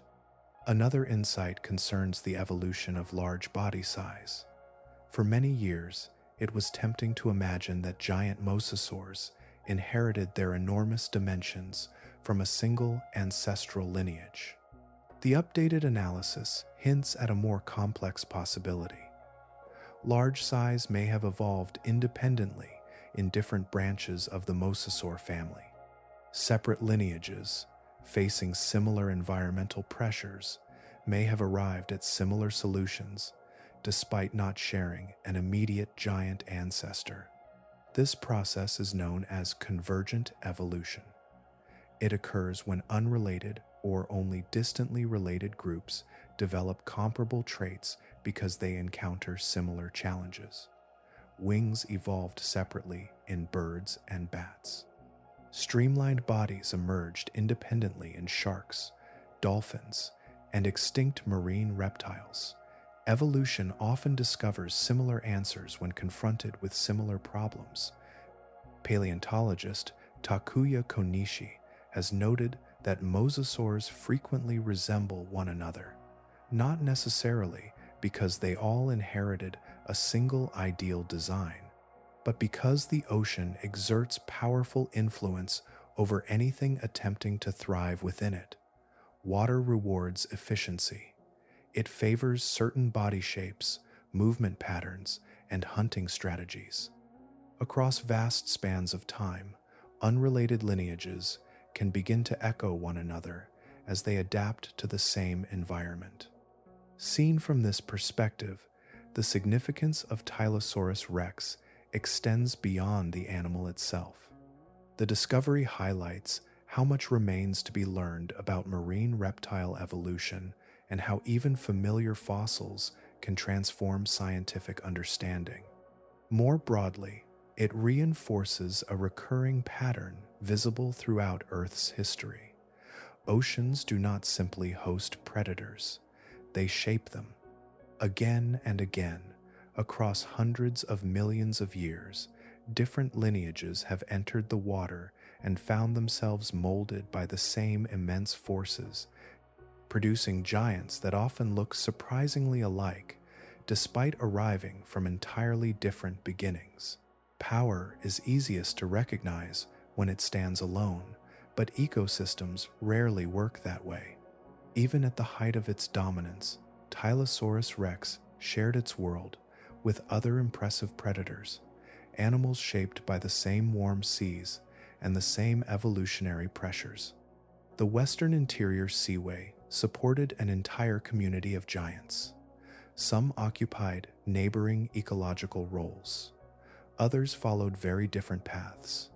Together, they formed one of the most remarkable marine assemblages in Earth's history. Among the largest was Mosasaurus hoffmanii, a relative whose name has become familiar through both science and popular culture. In terms of absolute size, it remains the largest known mosasaur overall, with the biggest individuals reaching lengths of roughly 17 meters. Its geographic distribution stretched far beyond the inland waters of North America, extending across vast portions of the ancient world ocean. While Tylosaurus dominated the Western Interior Seaway during its era, Mosasaurus achieved a broader global presence. Their histories overlap in intriguing ways, representing different expressions of what giant marine reptiles could become when evolution pushed them toward the upper limits of predatory success. Not every giant in the seaway belonged to the mosasaur family. Drifting through the same waters was Elasmosaurus platyrus, one of the most distinctive marine reptiles ever discovered. Its body supported a neck containing 72 vertebrae, creating proportions that seem almost improbable. Reaching lengths exceeding 14 meters, it was undeniably enormous, yet size alone does not determine ecological role. The small head and relatively delicate teeth of Elasmosaurus suggest an animal adapted primarily for catching fish rather than confronting the largest predators. Its long neck allowed it to reach into schools of prey with subtle movements, occupying a niche quite different from that of the giant mosasaurs. Earlier in the Cretaceous, another formidable hunter patrolled these waters. Cretoxorhina mantelli, often called the Ginsu shark, reached lengths of approximately 22 feet and possessed a reputation built upon speed and cutting power. Before the rise of the largest mosasaurs, It stood among the dominant predators of its environment. Fossils reveal a shark fully capable of tackling substantial prey. Yet as mosasaurs diversified and increased in size, Cretoxorina gradually disappeared from the fossil record. Scientists remain cautious when interpreting such patterns. Correlation alone does not prove direct causation. Extinction is often influenced by multiple factors operating simultaneously. Nevertheless, the timing is difficult to ignore. As giant marine reptiles expanded into increasingly dominant ecological positions, one of the great sharks of the Cretaceous faded from view. Whether competition played a direct role remains uncertain, but the overlap invites continued investigation. Another resident of the Seaway demonstrates that danger came in forms beyond reptiles and sharks. Xiphectinus audax was a large predatory fish with a deeply underslung jaw and an appetite that occasionally exceeded its judgment. Fast, aggressive, and heavily armed with sharp teeth, it occupied an important predatory tier within the ecosystem. One particularly famous fossil preserves an entire Gillicus fish inside its stomach. The swallowed prey measures roughly 6 feet long and appears to have been consumed whole. Evidence suggests that the meal may have contributed to the predator's own death, creating a remarkable snapshot of ancient feeding behavior preserved across millions of years. Taken individually, each of these animals would command attention in almost any marine environment. Together, they reveal just how competitive the Western Interior Seaway truly was. Multiple evolutionary lineages arrived at large size. Multiple groups developed effective predatory strategies. Reptiles, fish, and sharks all produced formidable hunters capable of thriving in the same broad ecosystem while exploiting different opportunities within it. Yet even within such distinguished company, Tylosaurus rex occupied a unique position. The combination of body mass, specialized dentition, reinforced cranial anatomy, and extraordinarily broad dietary range placed it above the other contenders. It was not merely another giant among giants. The evidence suggests a predator capable of interacting with more parts of the food web than any of its rivals. The Seaway was layered with competition, adaptation, and continual ecological pressure. Many creatures evolved to become dangerous. A few evolved to become immense. One evolved to become both at once, rising above an already crowded field of remarkable predators and claiming the highest place within a world filled with them. Not every successful group of animals dominates the earth for hundreds of millions of years. Some achieve extraordinary influence within far shorter spans, expanding with remarkable speed into opportunities left behind by older lineages. The story of the mosasaurs belongs to this second category.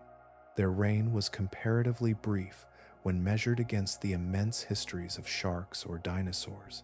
Yet within that limited window, they transformed from modest coastal reptiles into some of the most successful marine predators the world had ever seen. The entire mosasaur lineage existed for roughly 25 to 30 million years. In geological terms, that is a surprisingly short interval. Dinosaurs endured for well over 100 million years. Sharks have persisted for hundreds of millions more. Mosasaurs arrived late, flourished rapidly, and disappeared before their evolutionary experiment had fully run its course. Yet, the speed of their diversification remains one of the most remarkable aspects of their history. Part of that success came from timing. Long before the final chapter of the Cretaceous, other marine reptile groups had already begun to fade. Ichthyosaurs, once among the dominant predators of the oceans, vanished tens of millions of years before the great extinction event that would eventually end the age of reptiles. Pliosaurs, another group of formidable marine hunters, declined as well. Ecological space opened across the world's seas. Predatory niches that had once been occupied by established lineages became available once more.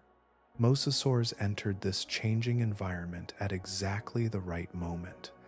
Evolution rarely leaves opportunity unused. As available ecological roles expanded, different mosasaur lineages began experimenting with different ways of life. Rather than following a single path, they diversified rapidly. Some specialized in particular prey. Others adapted to different habitats. Over time, the family became less like a single group and more like an entire collection of ecological strategies united by shared ancestry. Globidens provides one of the clearest examples. Instead of developing sharp cutting teeth optimized for seizing large prey, it evolved rounded, ball-shaped teeth capable of crushing hard shells. Ammonites, armored marine invertebrates, and even sea turtles became accessible food sources, while other predators focused on speed or bite force. Globidens carved out a niche, centered on durability and crushing power. Platecarpus followed a different route entirely. Its streamlined body and efficient swimming adaptations suggest an active pursuit hunter well suited to chasing fish through open water. Rather than relying on brute strength, it appears to have emphasized mobility, speed, and precision. The same ocean that supported giant apex predators also rewarded smaller specialists capable of exploiting different resources. Clydastes occupied yet another position within the growing mosaic. More slender and agile than some of its relatives, it may have spent much of its time hunting in shallower or more structurally complex environments closer to shore. Such habitats present different challenges and opportunities than open water, favoring maneuverability over sheer size. Perhaps the most surprising member of the family was Pannoniasaurus. Unlike nearly every other known mosasaur, it appears to have moved into freshwater rivers rather than remaining confined to marine environments. This shift represented an extraordinary expansion of the family's ecological reach. Descendants of coastal lizards that had conquered the sea now extended into inland waterways as well, demonstrating a flexibility rarely associated with giant marine reptiles. What makes this diversification especially impressive is the speed with which it occurred. From relatively small ancestors inhabiting coastal regions, mosasaurs expanded into shallow seas, open oceans, specialized feeding roles, and even freshwater habitats in less time than it took mammals to produce the immense diversity visible today. Evolution moved quickly, responding to opportunity with an almost explosive burst of experimentation. Biologists describe this process as adaptive radiation. A lineage encounters new ecological opportunities and rapidly diversifies into forms adapted for different ways of life. The mosasaurs represent a striking example of this phenomenon in action. They were not a static group following a single evolutionary trajectory. They were a lineage actively exploring possibilities, discovering again and again new methods of surviving, hunting, and thriving in aquatic environments. By the time Tylosaurus rex emerged, it stood at the summit of a family already transformed beyond recognition from its humble beginnings. The broader story of mosasaurs is therefore not simply one of becoming larger. It is the story of a lineage discovering just how many different ways there were to master the water. Long before modern maps outlined the familiar shape of Texas, the region existed as part of an entirely different world. Waves moved across broad coastal plains. Warm currents drifted through shallow marine passages. Sediment settled slowly onto seafloors, where reptiles, fish, and invertebrates lived out their lives beneath a subtropical sky. At roughly 80 million years ago, the land that would someday hold cities, highways, and ranches occupied the southern reaches of the great inland sea that divided North America. This position was more than a geographic detail. It placed Texas within one of the most productive marine environments of the Late Cretaceous, a region where warmth, abundant nutrients, and extensive habitats supported an extraordinary concentration of life. In such conditions, growth came easily. Food webs stretched across vast distances. Predators encountered prey in remarkable abundance. Some paleontologists have suggested that these southern waters may even have encouraged larger body sizes than those found farther north, where environmental conditions differed. The idea remains an active area of study, yet it provides an intriguing backdrop for understanding why the largest known representatives of Tylosaurus rex emerged from this part of the ancient seaway. The Texas of that era bore little resemblance to the dry landscapes often associated with the state today. Much of the region existed along coastlines, offshore shallows, and open marine environments connected to the immense inland sea. Beneath those waters, mosasaurs flourished. Fossils collected across North Texas over more than 3 decades gradually accumulated in museums and research collections, each specimen preserving another fragment of a much larger story. At first, those bones seemed familiar. Researchers identified many of them as belonging to Tylosaurus proriger, a species already known from regions farther north. The classification appeared reasonable. The animals shared the general characteristics expected of large tylosaurs, yet the fossils carried subtle differences that remained largely unnoticed for decades. Some possessed unusual proportions. Others displayed variations in skull structure, tooth morphology, and muscle attachment sites. Individually, these distinctions appeared minor. Collectively, they hinted that the southern specimens might represent something more significant. The concentration of unusually large fossils within Texas became an especially important clue. The pattern suggested a population distinct from those inhabiting Kansas and South Dakota, regions traditionally associated with Tylosaurus proriger. As researchers examined collections more closely, the pieces slowly aligned. Amelia Zietlow recognized that geography itself was speaking through the fossil record. The Texas specimens were not only larger on average, they consistently occupied a different region of the ancient seaway and exhibited anatomical features that separated them from their northern relatives. Working alongside other specialists, she helped demonstrate that these fossils belonged to a distinct species. Among the most important specimens was a massive skeleton excavated in the late 1970s, now housed at the Perot Museum of Nature and Science.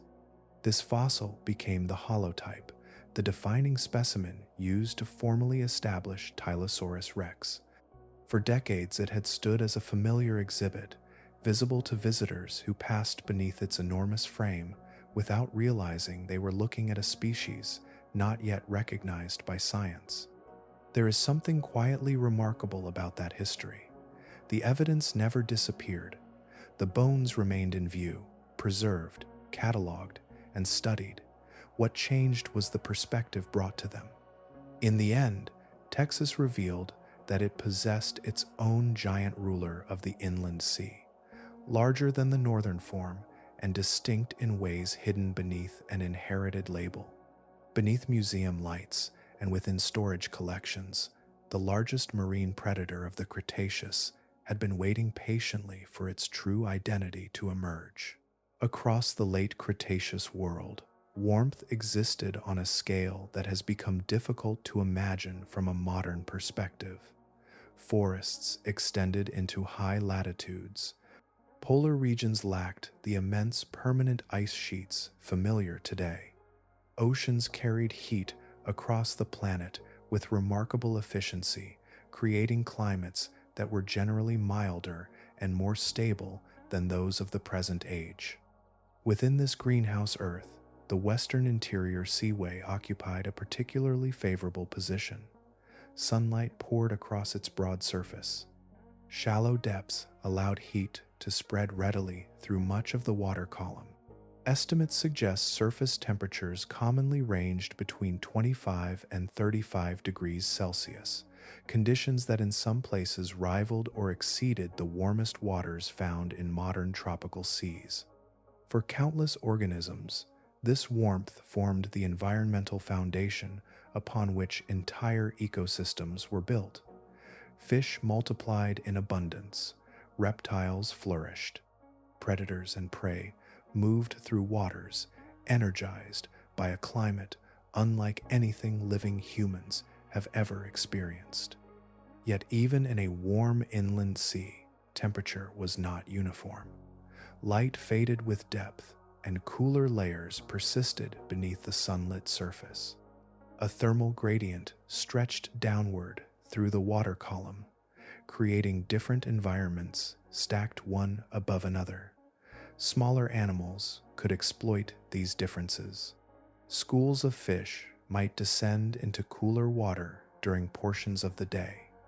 Injured or pursued prey could seek refuge in deeper zones where conditions changed and visibility diminished. For a predator dependent on external heat, such shifts carried consequences. Modern reptiles often experience slower muscle performance and reduced endurance when body temperatures decline. Reaction times lengthen. Sustained activity becomes more difficult. Water, carrying heat away from the body far more efficiently than air, can intensify those effects. In a world where survival often depended upon speed, power, and precision, temperature could quietly shape the limits of what an animal was capable of doing. This is why the question of mosasaur metabolism remains so important. Earlier sections have touched upon the chemical clues preserved within ancient bones, traces left by oxygen isotopes that record aspects of body temperature during life. When researchers compared those signatures with animals known to be cold-blooded and those known to be warm-blooded, mosasaurs aligned far more closely with the latter. The results suggested endothermy, the ability to maintain an internally regulated body temperature rather than relying primarily upon environmental warmth. Such a conclusion carries profound implications. It transforms the image of these animals from enlarged marine lizards into something considerably more dynamic. Internal heat production would have provided consistency. Muscles could remain ready for sudden exertion. Hunting performance would remain reliable across changing conditions. Activity would be governed less by the surrounding water and more by the physiology operating within the animal itself. The fossil record provides an additional layer to this picture. Mosasaur remains have been recovered from regions corresponding to Arctic Canada and Antarctica, environments that, despite the warmer global climate of the Late Cretaceous, were still cooler than the subtropical waters farther south. Their presence across such an enormous geographic range suggests a degree of thermal flexibility difficult to reconcile with a strictly cold-blooded lifestyle. An endothermic predator could move between habitats without suffering dramatic declines in performance. Cooler depths, distant migrations, and seasonal variations would become far less restrictive. The sea would open more completely before it. Viewed through that lens, Tylosaurus rex becomes something even more extraordinary. Its immense mass approached that of a small elephant. Its skull carried specialized teeth and a reinforced snout adapted for powerful predatory encounters. Its body was engineered for efficient movement across open water. If the warm-blooded interpretation proves correct, all of those traits operated without the thermal constraints that govern most modern reptiles. The ancient seaway offered many environments from heated shallows to cooler depths, and this giant hunter may have possessed the physiological freedom to move through them all with the same steady, relentless capability. Nothing in Earth's history is fixed for long. Coastlines wander, mountains rise where seas once stood, oceans advance, retreat, and vanish, often so slowly that no living creature within them could ever perceive the transformation. The Western Interior Seaway, vast as it was, belonged to this pattern. It had formed through a rare combination of high global sea levels and powerful geological forces acting beneath the continent. For millions of years, those conditions held, allowing warm water to spread across the heart of North America, yet the same planet that created the seaway was already beginning to reshape it. Far to the west, deep tectonic processes were lifting land upward. The earliest stages of the mountain building that would eventually create the Rocky Mountains were underway.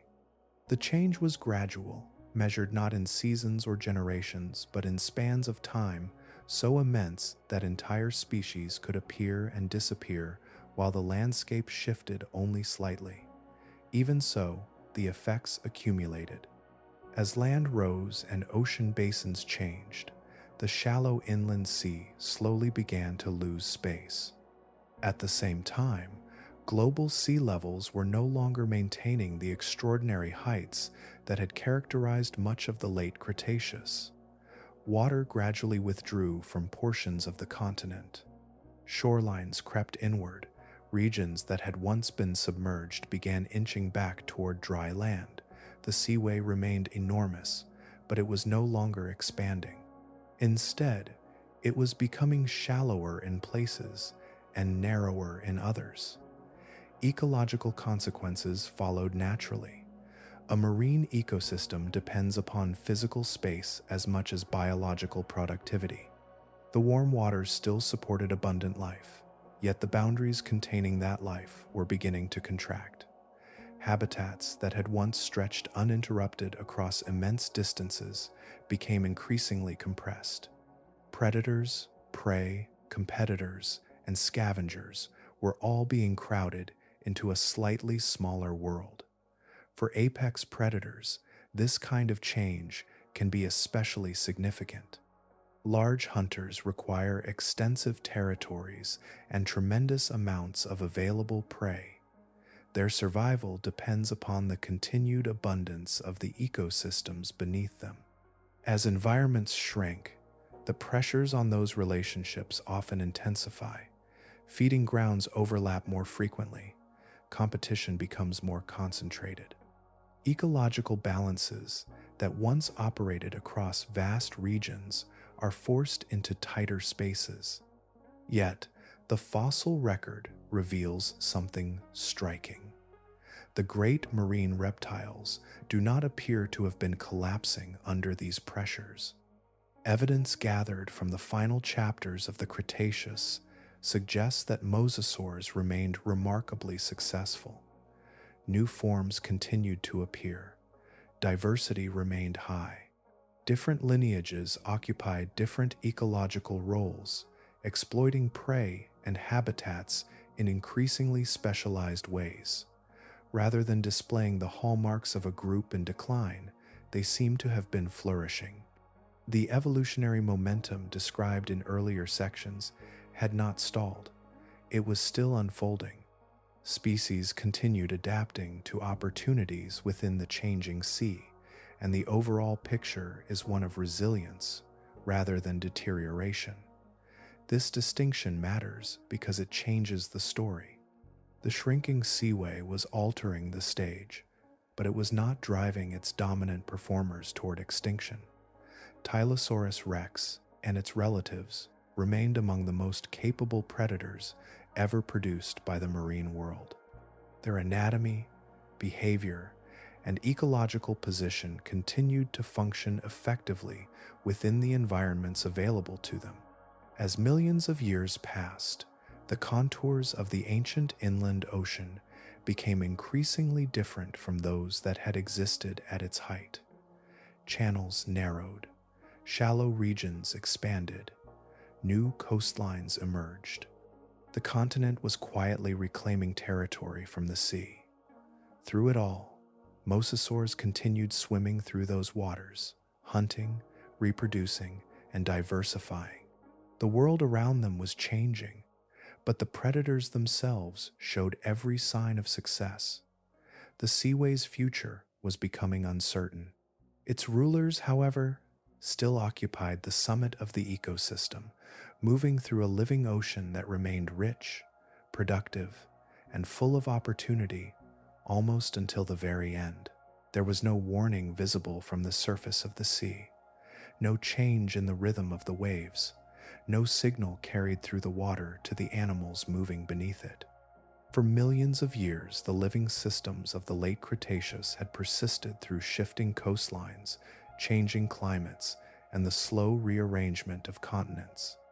Then, approximately 66 million years ago, an object from beyond Earth entered the atmosphere and altered the history of life in a single day.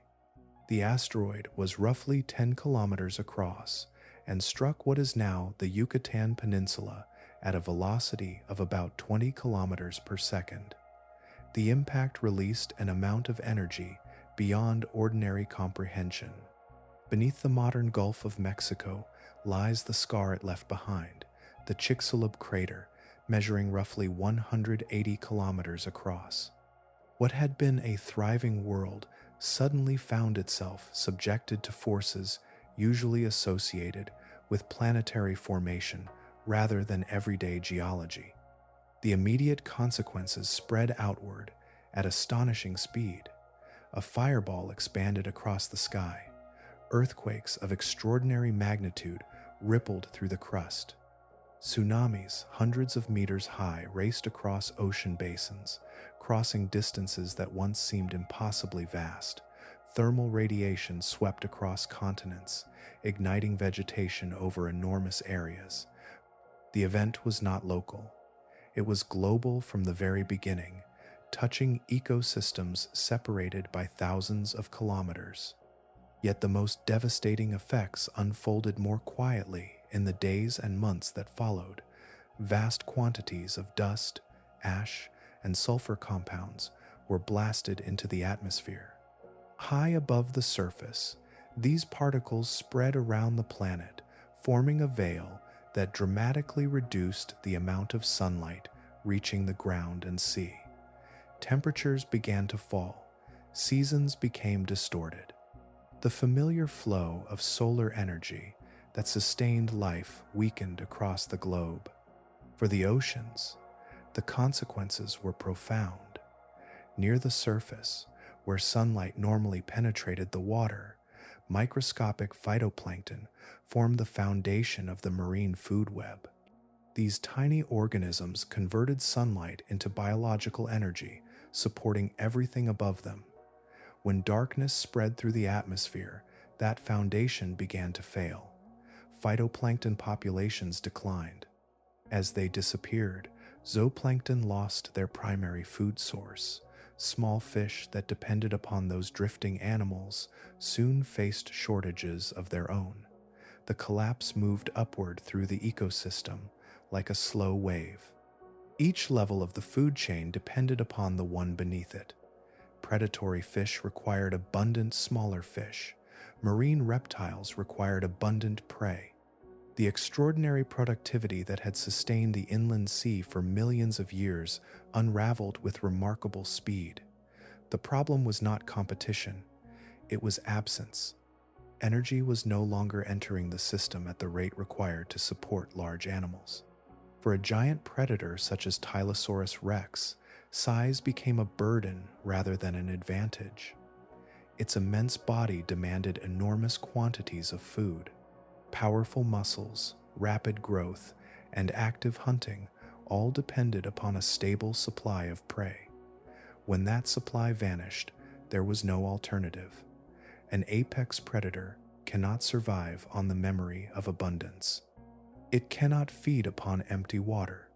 It cannot replace a collapsed ecosystem through strength alone. The geological record preserves this transition with haunting clarity. Across the world, a thin layer rich in iridium marks the boundary between two eras. Below that layer lie the fossils of mosasaurs and the communities they ruled. Above it, they are absent. The distinction is sharp enough to be visible in stone. The reign of Tylosaurus rex did not end through defeat by a rival. It did not fade through gradual decline or evolutionary failure. The animal remained part of a thriving lineage, living within a productive ecosystem. What vanished was the world that supported it. In the darkness that followed the impact, the great inland sea lost the biological richness that had sustained its ruler, and with the loss of that living foundation, the king of the water disappeared as well. The boundary between one world and the next is preserved in a layer of rock so thin that it can sometimes fit beneath a fingertip. Below it lies the age of giant marine reptiles, ammonites, and countless other forms that had flourished for millions of years. Above it lies a different Earth, one already beginning the long recovery from catastrophe. The extinction at the end of the Cretaceous eliminated roughly 3/4 of all species then alive, making it one of the most severe biological crises in planetary history. Yet, extinction was not distributed evenly. Some lineages vanished completely, while others endured. The pattern appears almost unsettling in its selectivity. Survival was not always awarded to the strongest, the fastest, or the most dominant. Often it belonged to organisms whose lifestyles happened to align with the harsh conditions that followed. Among the survivors were marine turtles. They had shared the ancient seas with mosasaurs for millions of years, moving through the same waters beneath the same skies. Their persistence may have been linked to a combination of traits that became unexpectedly valuable after the impact. Many turtles possess slow metabolisms relative to their size and can endure long periods with limited food. Some tolerate low oxygen conditions remarkably well. In a world where biological productivity had collapsed and resources became scarce, these abilities may have provided a narrow path through years of environmental stress. They were not immune to the disaster, but they were capable of enduring deprivation in ways that many larger marine predators could not. Crocodilians also crossed the boundary. Their success offers another glimpse into the strange arithmetic of survival. Semi-aquatic by nature, they occupied environments connected both to water and land. Rivers, wetlands, and coastal habitats often retained sources of nourishment, even as open ocean ecosystems unraveled. Modern crocodilians can survive extended periods without feeding, conserving energy with extraordinary efficiency. Their ancient relatives likely possessed similar advantages. While marine food chains collapsed, detritus-based ecosystems persisted in certain environments, fed by decaying organic matter rather than ongoing photosynthesis. Such habitats provided refuges unavailable to animals completely dependent upon productive seas. Small mammals endured as well. Many were modest creatures living close to the ground, hidden within burrows and sheltered from some of the environmental extremes unfolding above. Their small bodies required comparatively little energy. Seeds, roots, insects, and other flexible food sources allowed them to adapt as ecosystems changed around them. They did not dominate their world before the extinction. In many ways, their lack of specialization became an advantage once stability disappeared. Birds represent perhaps the most remarkable survivors of all. They were dinosaurs, the last remaining branch of a lineage that had ruled terrestrial ecosystems for well over 100 million years. Most dinosaur groups vanished, yet some small birds persisted. Their survival appears linked to flexibility, smaller body size, reduced energetic demands. Diverse feeding habits allowed certain species to exploit whatever resources remained available. Through them, a fragment of the dinosaur world continued into the present. Mosasaurs possessed none of these advantages. Their enormous size required enormous amounts of food. Their physiology was adapted for active life in open marine environments. Every aspect of their success depended upon a functioning oceanic food web. There was no dormancy to retreat into, no freshwater refuge, no burrow, no alternative source of sustenance. The traits that had elevated creatures like Tylosaurus rex to the summit of the marine ecosystem became liabilities once the foundations of that ecosystem disappeared. Complete adaptation carried a hidden risk. The more perfectly an organism fits a particular world, the more vulnerable it becomes when that world ceases to exist. Tylosaurus rex had been engineered by millions of years of evolution for abundance, mobility, and power. When abundance vanished, power alone offered no protection. The extinction drew an arbitrary line through the living world, and on one side, life continued. On the other, entire dynasties disappeared forever. Long after the final mosasaur disappeared from the fossil record, the consequences of its absence continued to ripple through the oceans. Extinction removed the great predators, but it also removed the world that had sustained them. The vast inland sea that had once divided a continent was itself approaching the end of its history. Geological forces that had been reshaping the landscape for millions of years continued their patient work. To the west, mountain building progressed. The rising Rocky Mountains altered drainage patterns, changed coastlines, and gradually transformed the geography of North America. At the same time, global sea levels no longer maintained the conditions that had allowed such an immense shallow sea to exist. Over the span of a few million years after the catastrophe at the end of the Cretaceous, the Western Interior Seaway faded from the map of Earth. What had once been a warm marine highway stretching across the continent became dry land, its waters retreating until only stone remembered where they had been. The oceans that remained entered a quieter chapter. Recovery after a mass extinction is rarely immediate. Food webs must rebuild from their foundations, beginning with the smallest organisms and only gradually supporting larger and more specialized forms. Ammonites were gone. The great marine reptiles were gone.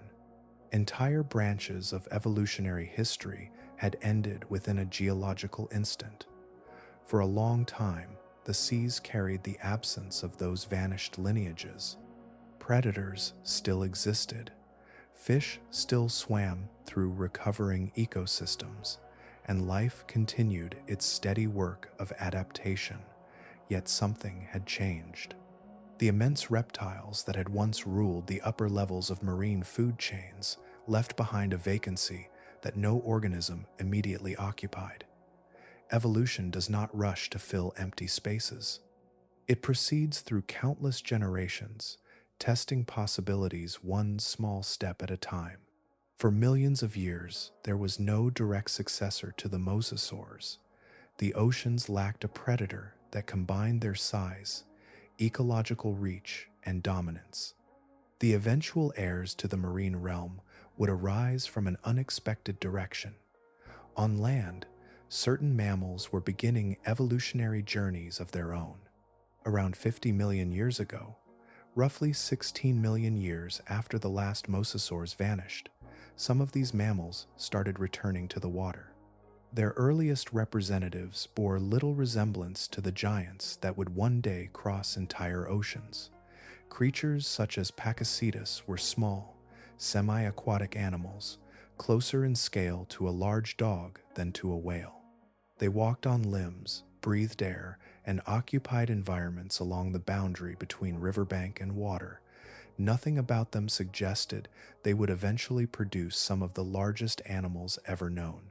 Yet the rebuilding of marine ecosystems made such transformations possible. Before giant predators can exist, there must first be abundant prey. Before abundant prey can exist, there must be productive food webs. The oceans spent millions of years reconstructing that foundation. Only after those systems regained complexity and stability could large predators evolve once more. Even then, the roles became distributed across multiple lineages rather than concentrated in a single form. Today, sperm whales patrol the deep. Orcas hunt with intelligence and coordination. Great white sharks dominate particular ecological niches. Each reflects part of a pattern once embodied by the giant mosasaurs. Yet, no living creature fully mirrors what Tylosaurus rex represented.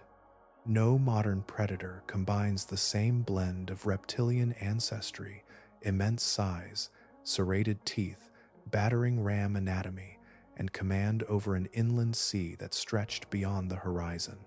Across 66 million years of changing oceans, shifting continents, and evolving life, the planet has produced many remarkable hunters. It has never produced another quite like the king that vanished with the Cretaceous Sea. Long before any skeleton stood beneath museum lights, before labels, measurements, and species names, there was a quieter process unfolding beneath the floor of an ancient sea. A predator died, settled into soft sediment, and disappeared from the living world. Flesh vanished first. Scavengers took what they could. Bacteria continued the work. Yet, beneath layers of fine mud, something endured. The bones remained sheltered from currents and disturbance, sealed away within the seafloor of the inland ocean that had once carried the animal through its life. Over immense spans of time, groundwater moved through those buried remains, carrying dissolved minerals into every available space. This process, known as permineralization, slowly transformed bone into stone. Minerals accumulated within microscopic cavities, preserving the original structure while replacing the living material itself. What emerged millions of years later was not bone in the ordinary sense, but a mineral archive retaining the architecture of a vanished creature. The animal disappeared, yet its anatomy remained written into rock with remarkable fidelity. The sediments of the Western Interior Seaway proved especially suited to this kind of preservation. Fine mud settled continuously through calm water, blanketing carcasses before extensive decay could erase them. Burial arrived quickly enough to limit scavenging and protect delicate structures. Across what would eventually become Kansas, South Dakota, and Texas, layer upon layer accumulated on the ancient seabed, creating conditions that preserved some of the most extraordinary marine reptile fossils ever discovered.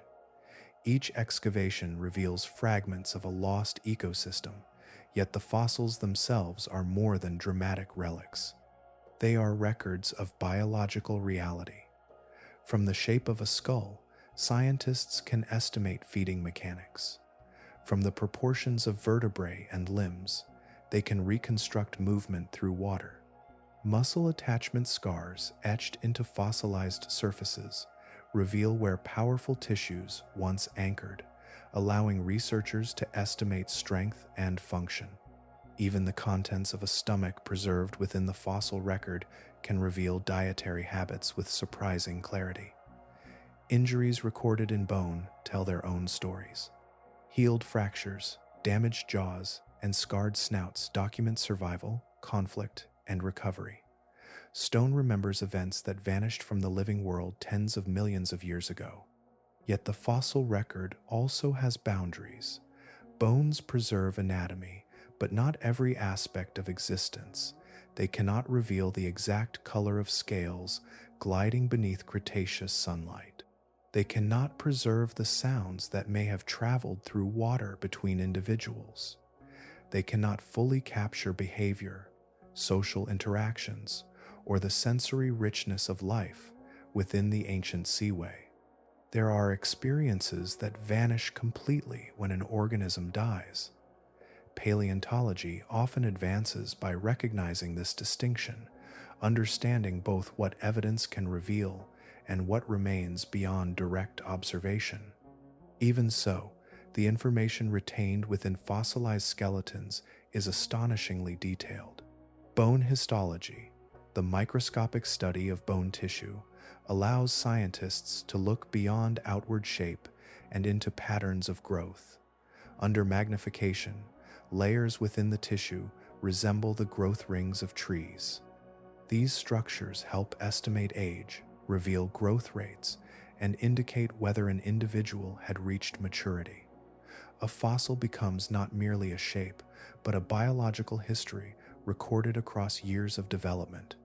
The great specimen housed at the Perot Museum stands as one example of this enduring conversation between present and past. To a visitor, it may appear as a completed skeleton, a dramatic reminder of a predator that ruled an ancient sea. To a scientist, every surface contains information. Every measurement contributes to understanding.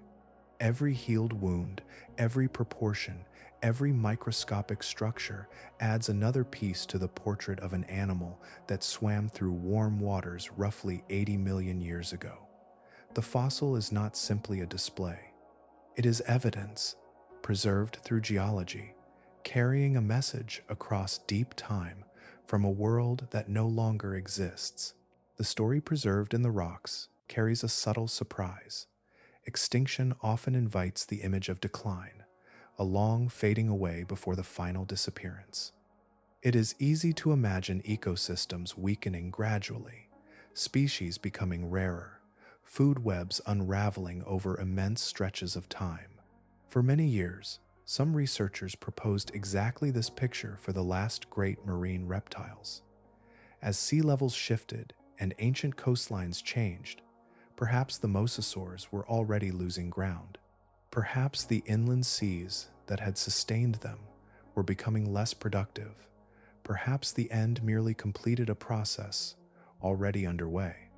Yet the fossil record has increasingly pointed toward a different conclusion, one that transforms the final chapter of their history into something far more abrupt.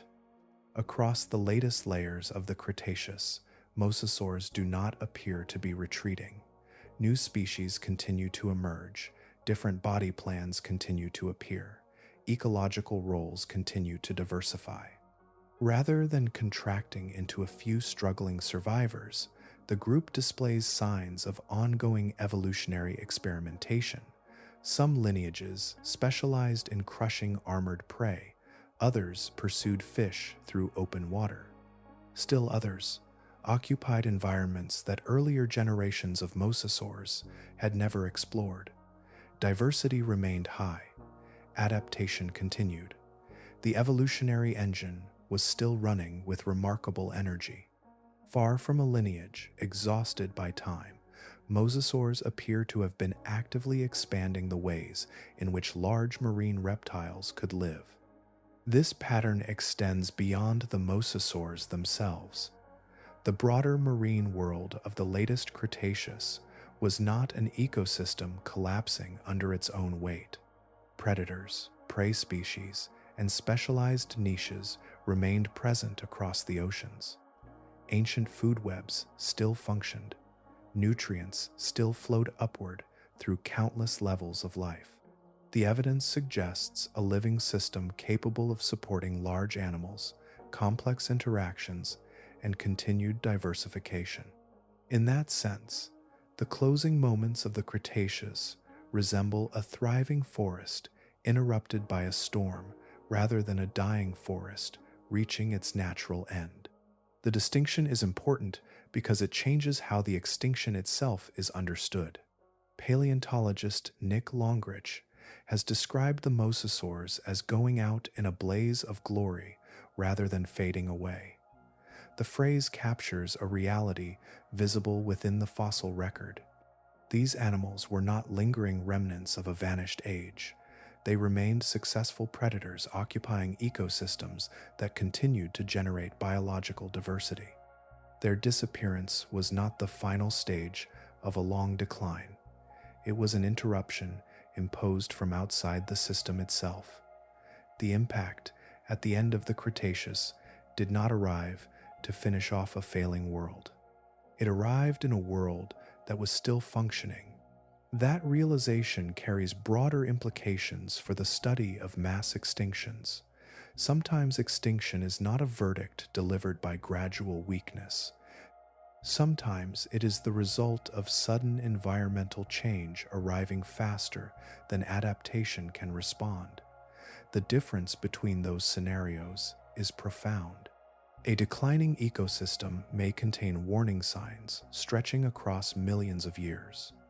A thriving ecosystem can appear stable until the moment it encounters a catastrophe beyond anything it has previously experienced. The fossil evidence increasingly suggests that the latter description fits the final days of the mosasaurs. Seen through that lens, Tylosaurus rex becomes even more remarkable. It was not the last survivor of a fading dynasty. It belonged to a lineage still succeeding in the environment that had shaped it. Its ocean still supported abundant life. Its relatives still occupied diverse ecological roles. Evolution had not reached a dead end. The seaway had not ceased to function. The ancient marine world continued moving forward along its own trajectory, generating new forms and new possibilities.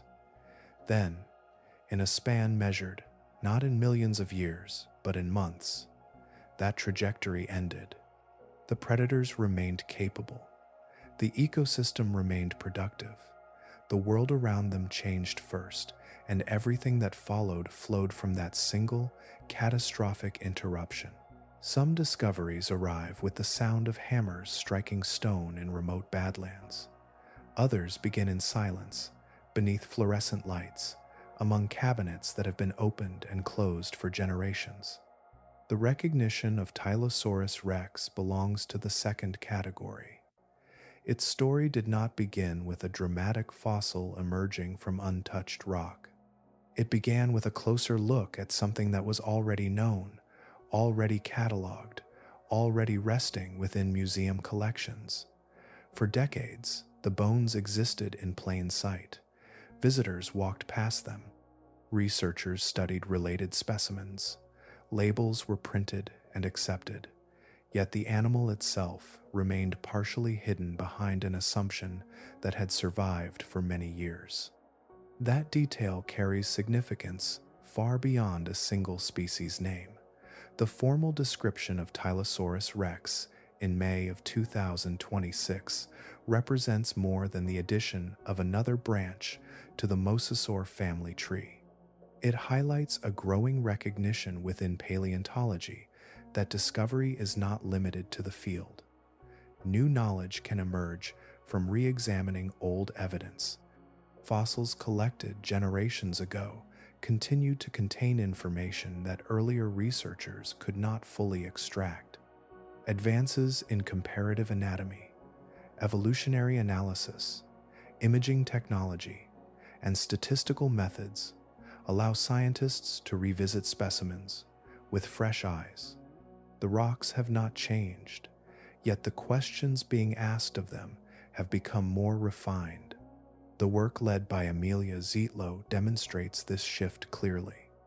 Her investigation began not on a windswept excavation site, but within museum collections. A specimen that had been available for study since the 19th century contained clues that had gone unrecognized. Geographic distribution, skull proportions, tooth characteristics, and other anatomical details gradually formed a pattern that no longer fit comfortably within the existing classification. What appeared at first to be a minor discrepancy became part of a larger realization. The result was the recognition of an animal distinct from its previously assigned identity, a giant predator that had spent more than a century waiting for its true place within the evolutionary record. In many ways, this outcome encourages a broader perspective on the nature of scientific discovery. Museums are often imagined as repositories of completed knowledge, places where information is stored after the real work has been finished. The reality is far more dynamic. Collections function as active research archives. Every drawer, shelf, and storage room contains specimens capable of yielding new insights. Some fossils were collected before modern evolutionary theory existed in its current form. Others were described using analytical tools far less detailed than those available today. Hidden among them may be additional species, unexpected relationships, or entirely new interpretations of ancient ecosystems. The revised mosasaur dataset, developed through this research, reflects that continuing process. By expanding the anatomical framework with dozens of new traits and re-evaluating older characteristics, researchers created a more detailed picture of mosasaur evolution than had previously existed. That framework extends beyond Tylosaurus itself. Future studies examining relationships among marine reptiles will build upon this foundation, refining ideas about how these animals diversified, adapted, and spread across ancient oceans. One discovery becomes a tool for many others. Perhaps the most enduring lesson is that paleontology remains an unfinished science. The Cretaceous ocean has not surrendered all of its secrets. Countless organisms lived, hunted, migrated, reproduced, and vanished without leaving complete records behind. Each fossil offers only part of a larger story, and every generation of researchers inherits the task of assembling those fragments into something clearer. The naming of Tylosaurus rex serves as a reminder that knowledge is never truly static. The bones rested in museums for more than a century. The animal itself swam through ancient seas roughly 80 million years ago. Yet only recently did science learn the name that properly belonged to it all along. A single predator can influence an ecosystem in ways that extend far beyond the animals it directly hunts. The effect begins quietly, moving through food webs, migration routes, feeding patterns, and habitat use, until its presence becomes woven into the behavior of nearly every living thing around it. In modern ecology, such organisms are often described as keystone predators. The term refers to a species whose influence is disproportionately large relative to its abundance or biomass. A keystone predator does more than consume prey. By regulating populations and shaping behavior, it helps maintain the balance and diversity of the entire ecosystem. Remove it, and changes spread outward through countless ecological connections, sometimes transforming the environment in unexpected ways. One of the clearest modern examples comes from Yellowstone National Park. When wolves returned after decades of absence, the consequences reached far beyond the animals they hunted. Elk altered their movements and spent less time feeding in certain areas. Vegetation along riverbanks recovered. Young trees survived in greater numbers. Those changes affected birds, insects, and other mammals. Even the physical character of streams and river channels shifted as plant roots stabilized the soil. A single predator initiated a cascade of effects that touched nearly every level of the ecosystem. The wolves did not create those rivers or forests, yet their presence helped shape how the entire system functioned. The Western Interior Seaway operated according to the same ecological principles, though on a scale separated from Yellowstone by tens of millions of years. Within that ancient marine world, Tylosaurus rex occupied the highest level of the food web. Its influence extended beyond individual hunting events. Large fish schools likely adjusted their movements in response to areas where predation risk was greatest. Marine reptiles occupying lower positions in the ecosystem may have altered their routes, feeding grounds, or preferred depths to reduce encounters with such a formidable hunter. Smaller mosasaurs, despite sharing ancestral ties with the giant predator, would have existed within a landscape shaped partly by its presence. Every movement through the water carried ecological consequences. The behavior of prey influenced predators. The behavior of predators influenced prey. Together they formed a network of interactions that maintained the character of the seaway. Plesiosaurs drifting through open water would not have occupied space randomly. Fish concentrations would not have formed without regard to danger. Different depths offered different opportunities and different risks. Even animals never directly attacked by Tylosaurus rex could have been influenced by changes in the behavior of species around them. Ecologists sometimes describe these patterns as top-down effects, influences that originate at the highest trophic levels and flow downward through the ecosystem. The predator becomes part of the structure that organizes life around it. In this sense, dominance is not merely a consequence of a healthy ecosystem, it becomes one of the forces helping to maintain that health. This understanding has become increasingly important within modern ecological research. Apex predators are now recognized not simply as beneficiaries of productive environments, but as active participants in sustaining ecological complexity. By preventing any one prey species from becoming overwhelmingly dominant, they preserve opportunities for other organisms to persist. Diversity often depends on regulation. Balance frequently depends on pressure. The presence of a powerful predator can create conditions that allow many different forms of life to coexist. Seen through that lens, the disappearance of Tylosaurus rex represented more than the loss of a remarkable animal. The extinction removed one of the organizing forces within the Western Interior Seaway. The consequences extended beyond the predator itself because the ecosystem had evolved around its presence. For millions of years, countless species had lived within patterns partly shaped by what occupied the top of the food web. When that influence vanished, the system did not simply continue unchanged. The relationships that had defined the seaway disappeared with it, and the ancient marine kingdom gradually became something entirely different. There are spans of time so immense that the human mind struggles to hold them all at once. They resist intuition. They slip beyond ordinary experience and become abstractions, compressed into neat figures printed on museum signs or written in scientific papers. Tylosaurus rex lived approximately 80 million years ago. The number appears simple on a page, yet behind it lies a distance so vast that almost every familiar reference point dissolves. Languages, nations, cities, monuments, and civilizations occupy only the thinnest fraction of that gulf. Even the landscapes that surround us today belong to a world unimaginably younger than the one this animal knew. Modern humans, Homo sapiens, have existed for roughly 300,000 years. Recorded history extends back only about 5,000 years.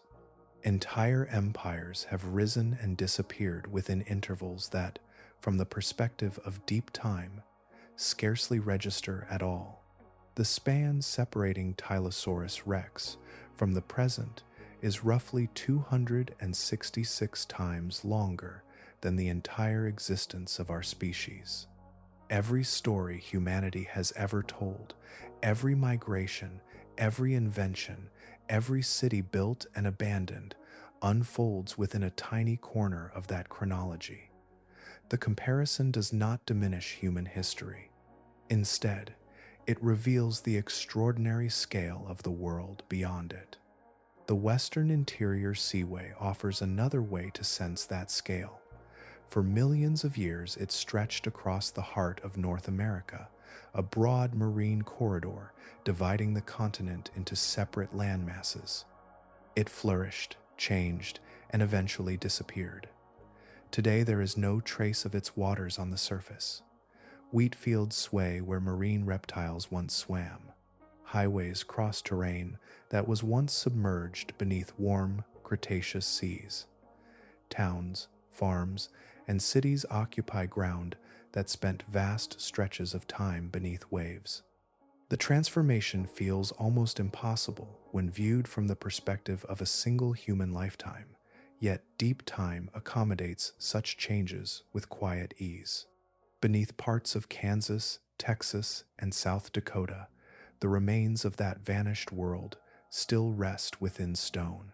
Layers of sediment accumulated slowly on an ancient sea floor, preserving evidence of animals that disappeared long before the first human ancestor appeared.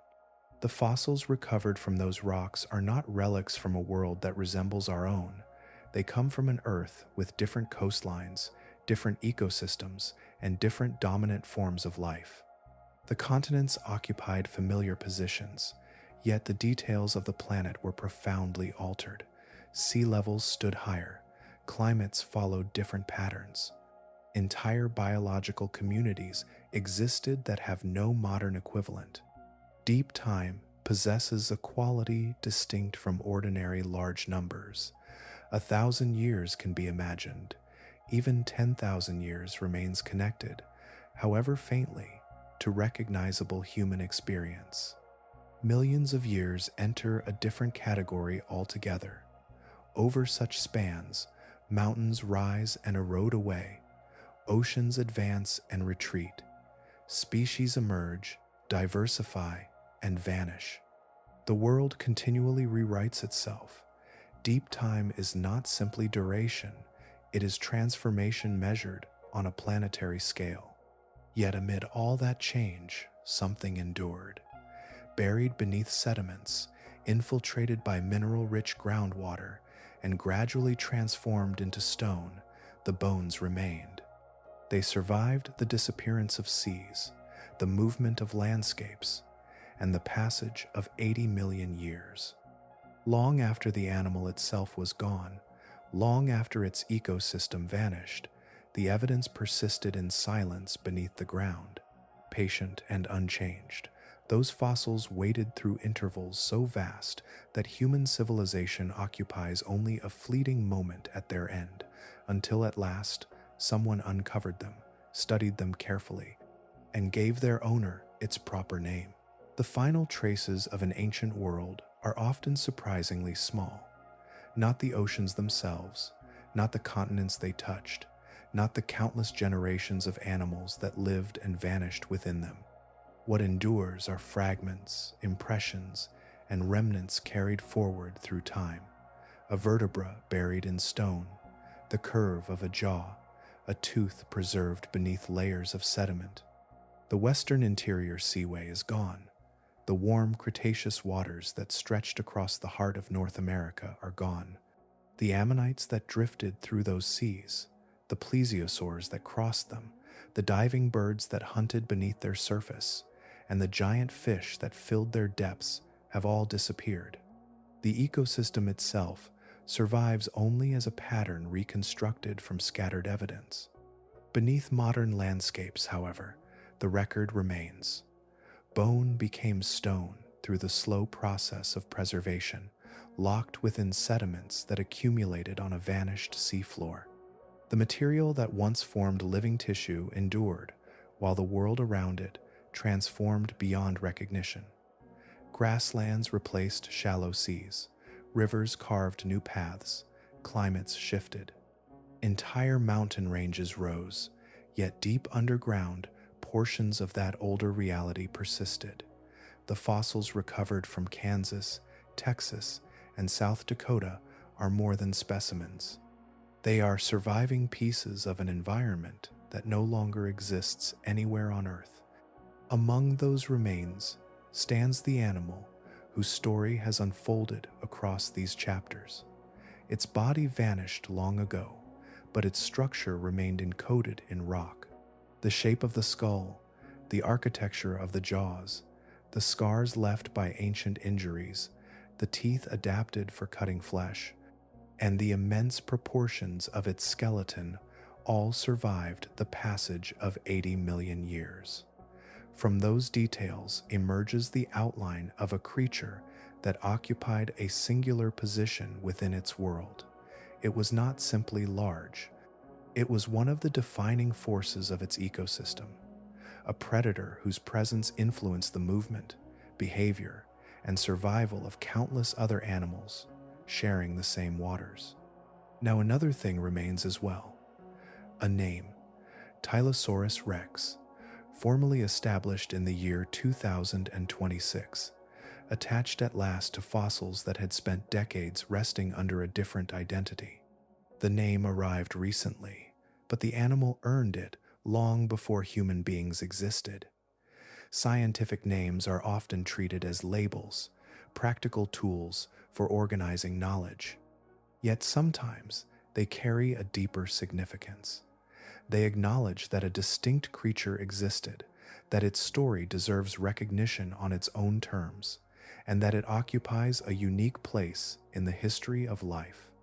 Every apex predator that has ever lived represents a remarkable achievement of evolution. Across millions of years, natural selection shapes an organism into something capable of operating at the highest level of its environment. Such animals become fixed points around which ecosystems organize themselves. Other species respond to their presence constantly, whether through avoidance, competition, adaptation, or opportunity. In the Western Interior Seaway, Tylosaurus rex filled that role for an astonishing span of time. For roughly 20 million years, in waters covering what would eventually become Texas and much of central North America, it existed as one of the defining facts of the environment itself. Neither extinction nor misidentification alters that reality. The asteroid did not erase the millions of years that came before it. The decades spent under the wrong name did not change the anatomy preserved within the fossils. The bones retained their story regardless of what humans called them. Long before discovery, long before museums, long before paleontology existed as a science, the animal had already lived the life recorded in those stones. Its ocean vanished, its world vanished.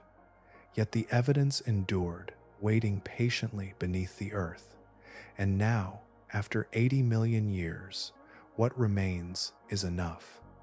A skeleton, a history, a name finally placed where it belongs: Tylosaurus rex,